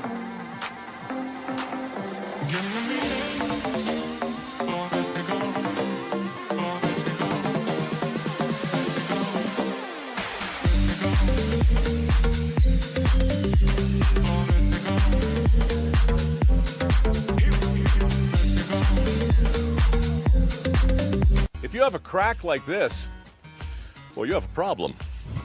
Today I'm learning how a cracked wall might mean your foundation is sinking. It always points towards the area where it's sinking. For example, this corner here, we're down almost a full inch of drop. Right, so that's going down and that's causing the crack. Correct. And then this door, they don't even use that door anymore. It cannot open.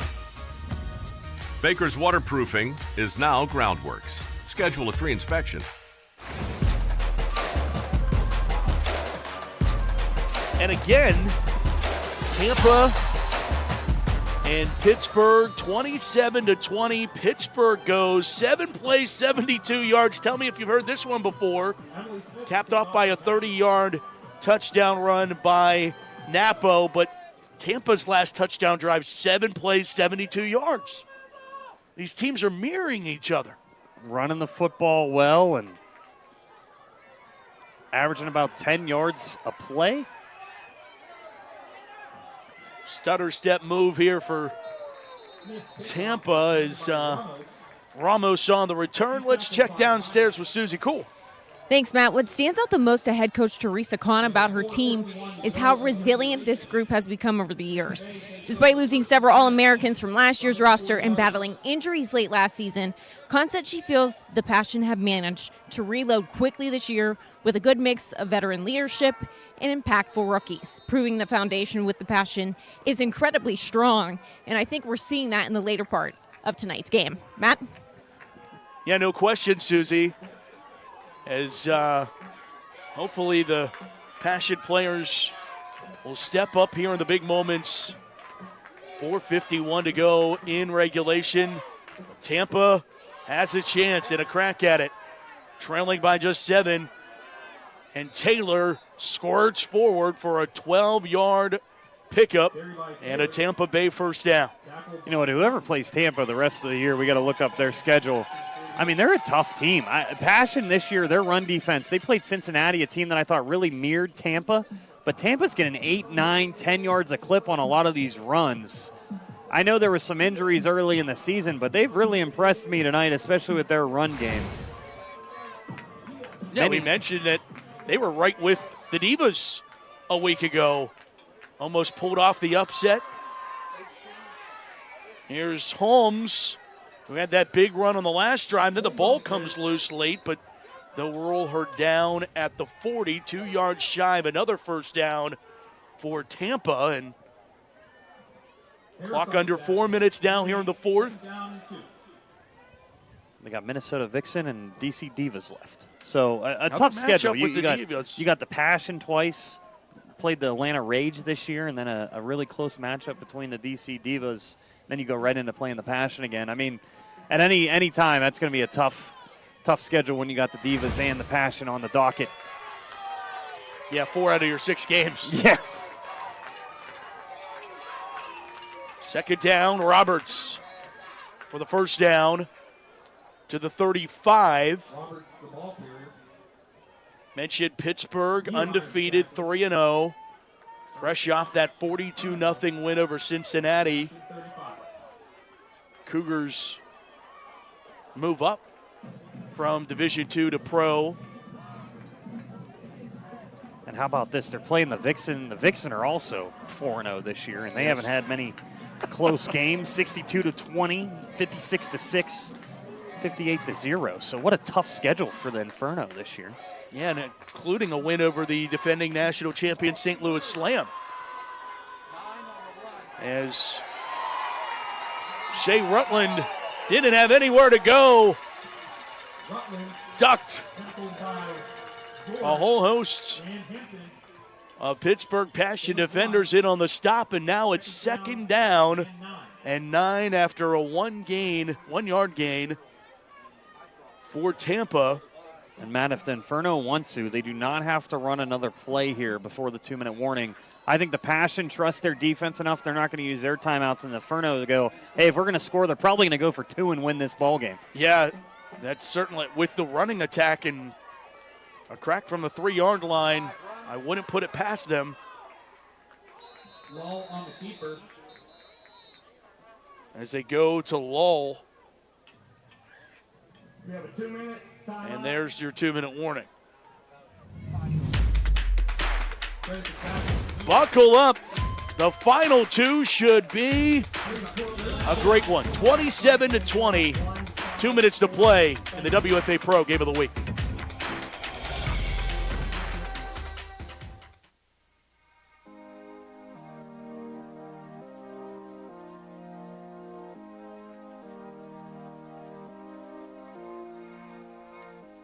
Supportive. Grateful. Inspiring. Connected. Integrated. Community. Communication. Great. Fun. Meaningful. Inclusive. Dedication. Professional. Care. Opportunities. Excellent. Passionate. Family. Family. Awesome.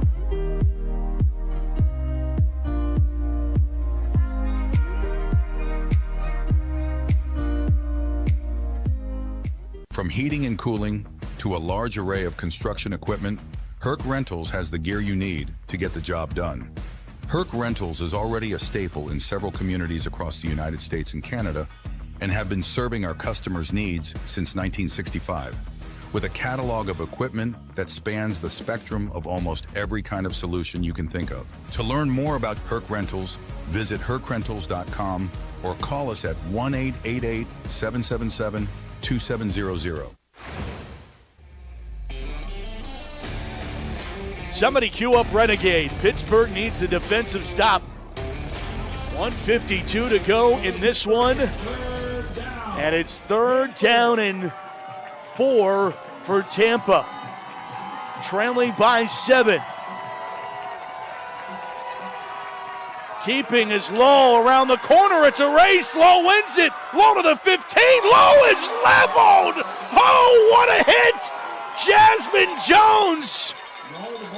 And Lowe popped right back up. This is as good as it gets.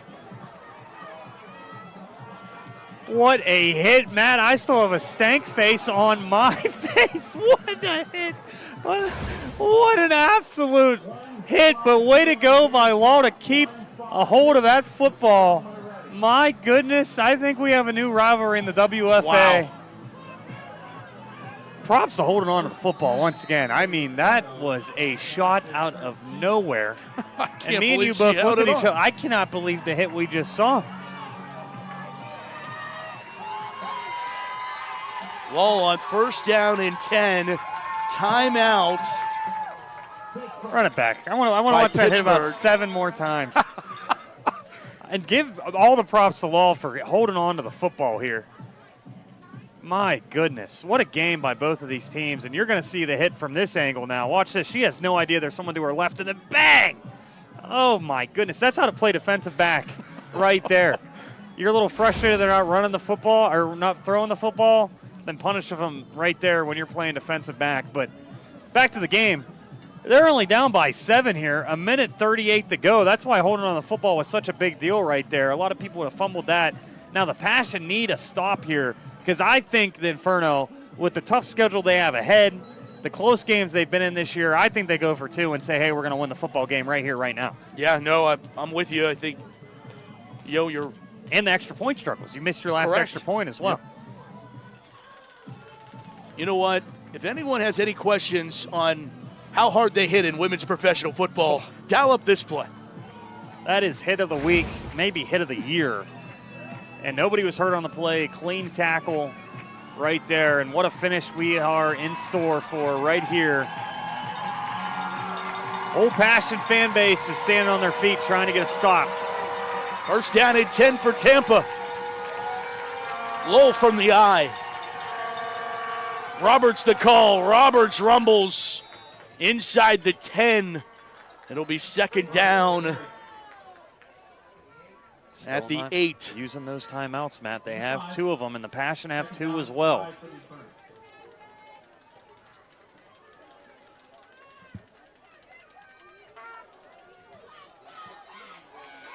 Clock's winding towards a minute. 2nd down and 5. Roberts the call. Roberts pushes forward and pushed down. Shy of the sticks. Timeout Pittsburgh. With 56 seconds to go.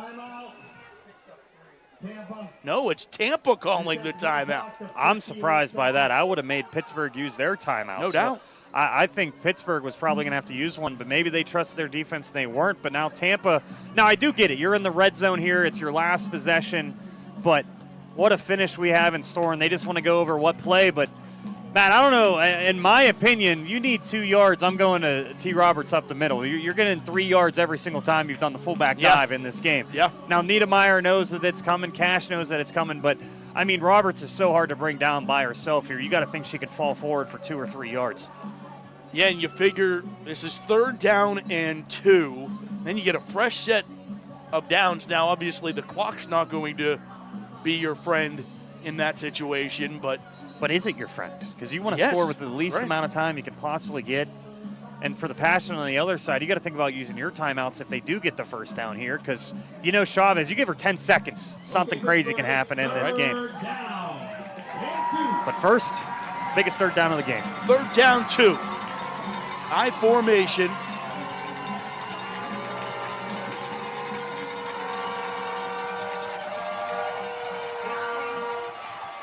It's Holmes. Holmes has the 1st down, and Holmes says she's in. No word from the officials. Down, march shy. It'll be 1st and goal from the half-yard line. And you want some more drama. The clock was not running, and now it is, and now we have a timeout. The clock was not running that whole entire play. It should be down to about 40 seconds here, but it's still 53. The refs didn't acknowledge it either.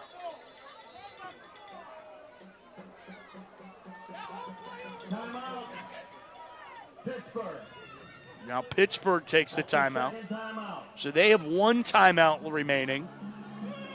Tampa has 1 timeout remaining.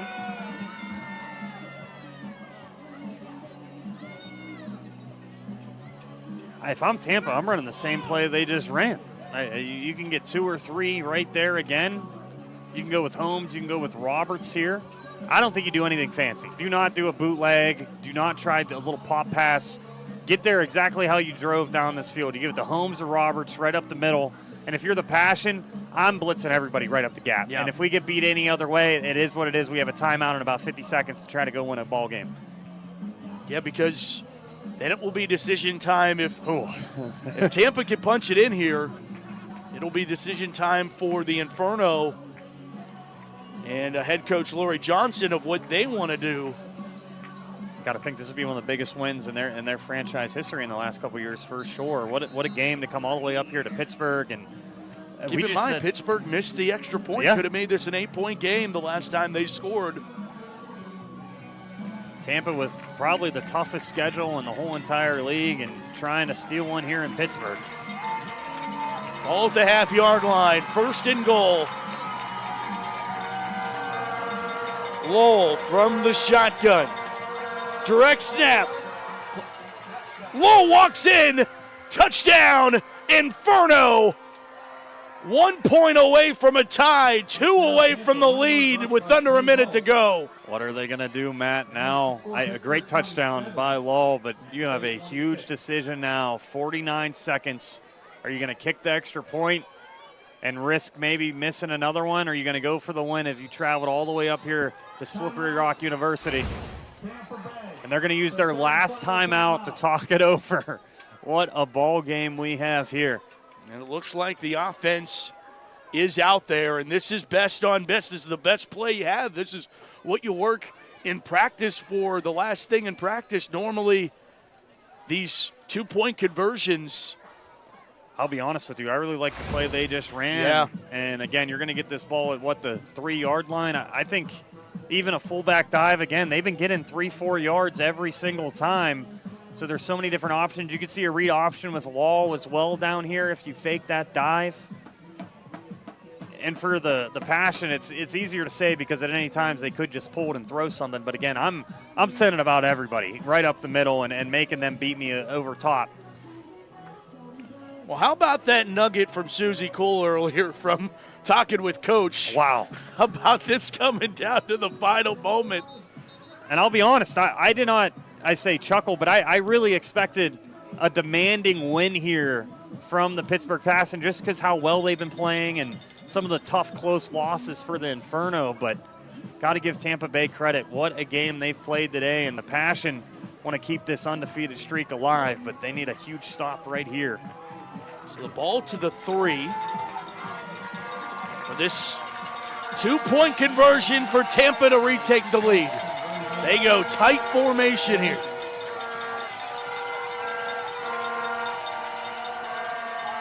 It's Lowe going to her left. Lowe trying to Lowe. Lowe denied!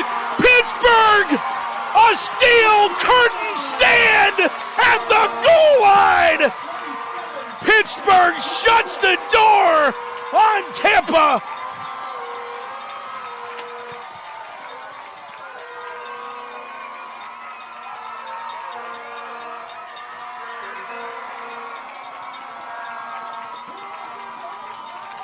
Matt, here's the play one more time. Thinking it might be a quarterback sneak. You use the athleticism of Law. Tries the second effort, but what a tackle at the goal line. Cam Rufner. Yep, Cam Rufner. A tough game for her as she's had to tackle Roberts over and over again and chase Law all around. Your middle linebacker right there puts her head right on Law. What a huge tackle and what a great effort by the defense. And now we're going to have an onside kick from the Inferno. So this game is not over yet. You got to get the hands teams out there. Here's another great angle. Law tried to bounce it to the outside. Great form tackle there from the Passion and Rufner. What a play. Good job to get in the backfield as well for Anna Duffield right there to use that outside shoulder free the whole entire time. What a ball game. Back and forth all night long. And it will come down to this onside kick now with Tampa out of, or they have one timeout. No, they used that timeout. That timeout is gone. Yeah, they have gone. no timeouts now. So it's onside kick or bust here, and you got your hands team out there right now. And I don't know how many times Nicholson has practiced onside kicks, but here we go for the ball game. Yeah, this is Kristen Nicholson for the onside kick.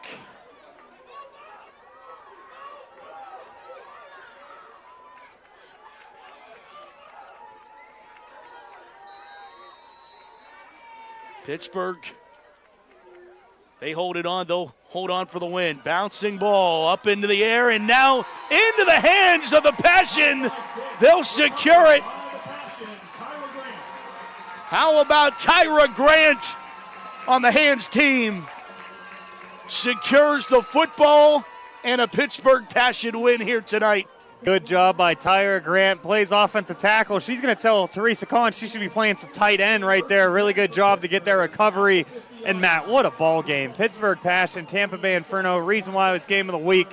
You saw everything in this game. Big hits, humongous plays by both quarterbacks. Tampa Bay might be the best 1-4 team I have ever seen with the schedule they have. And for the Passion, if you want to win a championship this year, you're going to have to respond. And tonight they did so. What an effort by the Pittsburgh Passion. Victory formation for Pittsburgh. Chavez to a knee.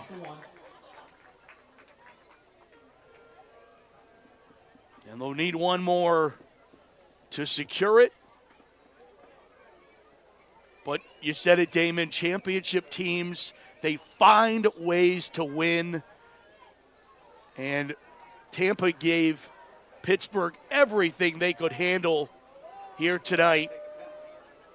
But it's the Passion defense that comes up in the most clutch of situations Chavez, one more knee. And Pittsburgh survives the home opener, 27-26 over Tampa. Pittsburgh stays perfect in record, 4-0 on the 2026 campaign. And 2 more consecutive home games here at Slippery Rock.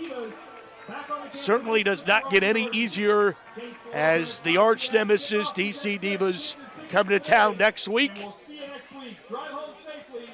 Now, what are we going to do for 6 days? I'm ready to go. We DC Divas need to come right now. I mean, what a ball game, and to keep the undefeated streak alive. Great home crowd to support this game. And, again, give the props to the Tampa Bay Inferno coming all the way up here, battling the best team in the league to a 1-point game. And what a defensive stop, Matt. You talked about it. But, wait, you get a drive all the way down there. You could have panicked on that 2-point conversion, but you did not let Law get in the end zone. What a play by the Pittsburgh Passion, showing you no matter what, they're going to fight to the very end, and today they keep that undefeated streak alive. 4-0, they stay 27-26 in an absolute thriller as Pittsburgh goes to 4-0. Tampa 1-4 on the season, and, you know, so much riding on, you know, if you drop this game, Damon, and DC's on deck, and you could be in a totally different situation. Playoff implications, all of those things, home field advantage. We noticed how important that was a season ago. It was as good as advertised. And, you know, you mentioned the tip of the hat to Tampa, but, you know, what is great about this league is how much Tampa improved in just a matter of time. They played May 2nd and lost to Pittsburgh 56-14. Now full health. DC needs to make sure that they have everything, because Tampa is a team. This gave them, it hurts, I'm sure. It gave them a lot of confidence. And I also think this game gave Pittsburgh a lot of confidence, because sometimes, you know, winning is deodorant. You blow a team out, you don't know what you need to work on. I think Pittsburgh playing in a game like this is only going to help them for the stretch run of the regular season and into the postseason. Yeah, we saw in the postseason last year. It's going to be close games throughout. This gives you a lot of great experience for a lot of women that had to step up today for the Pittsburgh Passion and playing down in a game. They haven't been down this year. So this year, to really get experience, to fight back in a game, get that big stop you need, what an overall team effort by the Pittsburgh Passion. And if you're going to win a championship, Matt, you're going to have a little bit of everything. In that DC Divas game, it was a last-second winner, so they were down in that game. And now this game, a game a lot of people on the schedule probably said, hey, this is going to be an easy win. No, you had to fight tooth and nail for this win. But, again, every win feels amazing. And for Tampa Bay, again, I mean, what an effort. And I've never seen a 1-4 team come in here and play the Passion so hard like they did here today. And feels pretty good. There's no doubt as the celebration all around. I know a lot of friends. We talked about the sisterhood of this rivalry and the connections between Pittsburgh and Tampa. Of course, Makai Chavez joining Susie Cole down on the sidelines. Let's go down to them. Thanks, Matt. Our player of the game, the one and only quarterback for your Pittsburgh Passion, Makai Chavez. And Makai, stopping that 2-point conversion. Where can you give credit where credit is due for that D-line? The whole defensive series was amazing. Defense did amazing tonight in general, but that what a stop. They did amazing. Proud of them. What does this win say about this team and what you guys can build on this season? I think it's important to know that we can't really count anybody out. It's a free-for-all this season, and we all have an opportunity to chase what we want, which is a championship. I think for our team, it says a lot about our tenacity and our resilience. We're not going out without a fight. Thanks so much. Great job out there tonight, Makai. Matt? Susie Makai, thank you. Congratulations. And what a football game. Take a deep breath, Pittsburgh, because this one had it all. Passion win it over Tampa 27-26. Thanks to our entire JRM video crew. We're bringing you the sights and sounds of this WFA Pro Game of the week, and it certainly was that. Pittsburgh wins at 27-26 for David McDermott and Susie Cool. I'm Matt Fargo saying we'll talk to you next week where Pittsburgh hosts the DC Divas. Until then, thanks so much for watching this presentation of Pittsburgh Passion Football. Good night, everybody.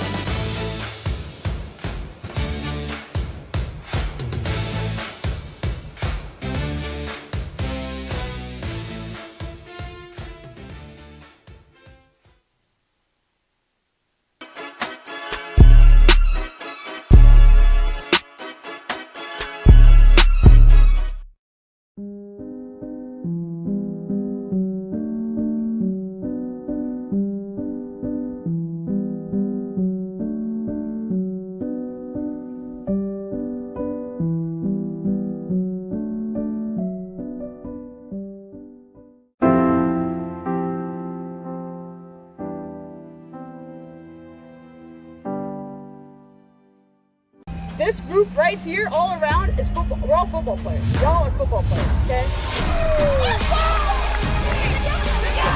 Down. Tatsiala's going to go straight ahead. Got a receiver caught touchdown. They're back by him. What a catch. Houdini acts. Sideline, she breaks another tackle. They've got one ready to beat.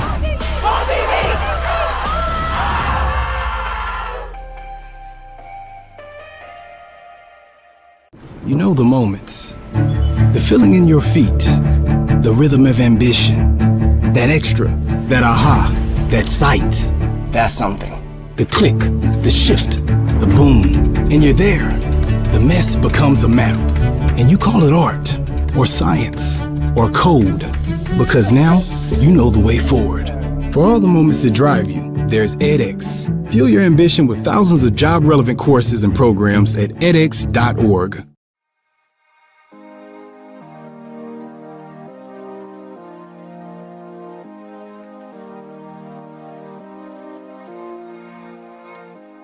Supportive. Grateful. Inspiring. Connected. Integrated. Community. Communication. Great. Fun. Meaningful. Inclusive. Dedication. Professional. Care. Opportunities. Excellent. Passionate. Family. Family. Awesome.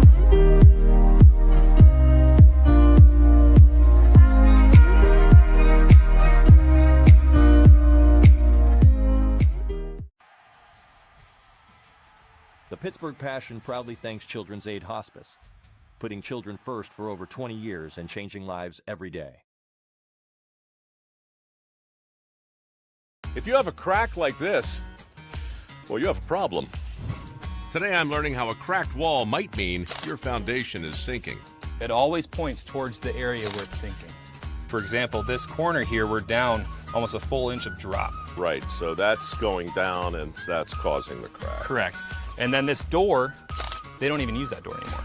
It cannot open. Baker's Waterproofing is now Groundworks. Schedule a free inspection. And as we can see,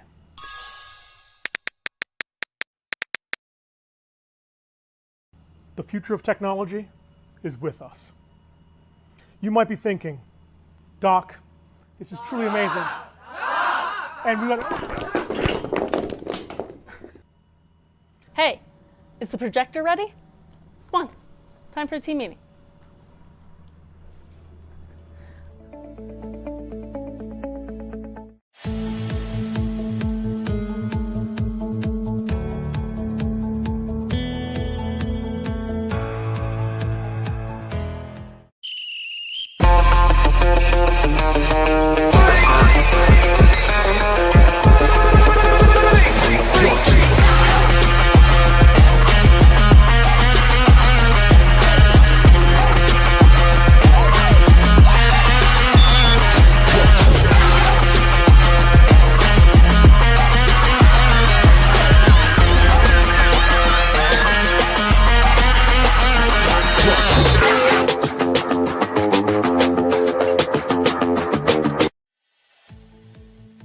thank you to UPMC Sports Medicine, the official sports medicine provider of the Pittsburgh Passion.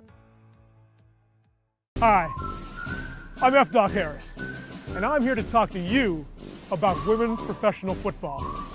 I've played a lot of video games, and I've watched a lot of football on TV. I can tell you right now, I know what real football looks like. Oh, hey, Doc. Thank you. Good luck this season.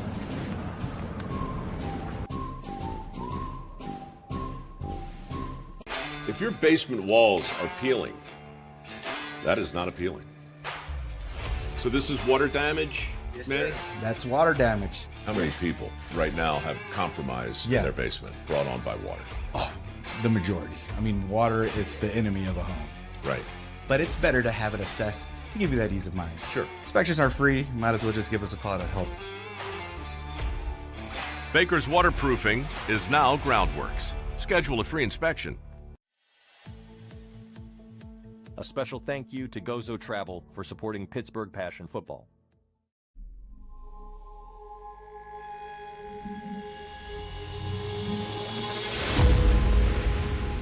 Rolls to her left, has time, throws on the run to the end zone. It's caught for a touchdown. Pittsburgh TD. The athletes, they're the backbone of this whole league, and they're just amazing people. They've got amazing stories. Barrett in the pattern, they're looking for her, able to bring that one in, Brianna Barrett. My goodness. I never thought I'd be here. I feel like the best things in life are things that come to you unexpected. So it's been a great journey for me. I know this is where I'm supposed to be. Caught touchdown, Jada Meister. Essentially is true of breaking barriers, right? She could go all the way, and she does. Touchdown. We're shattering the glass ceiling. Great pass up in the air. Touchdown. All of the women role models that we look up to are all women who did things that were not expected. They realize they're pioneers. They realize that the trail that they leave is going to be a path that a young girl can follow. It gives you hope. They believe in themselves, I believe in them, and Frank will believe in all of us, so it just goes with the territory. One team.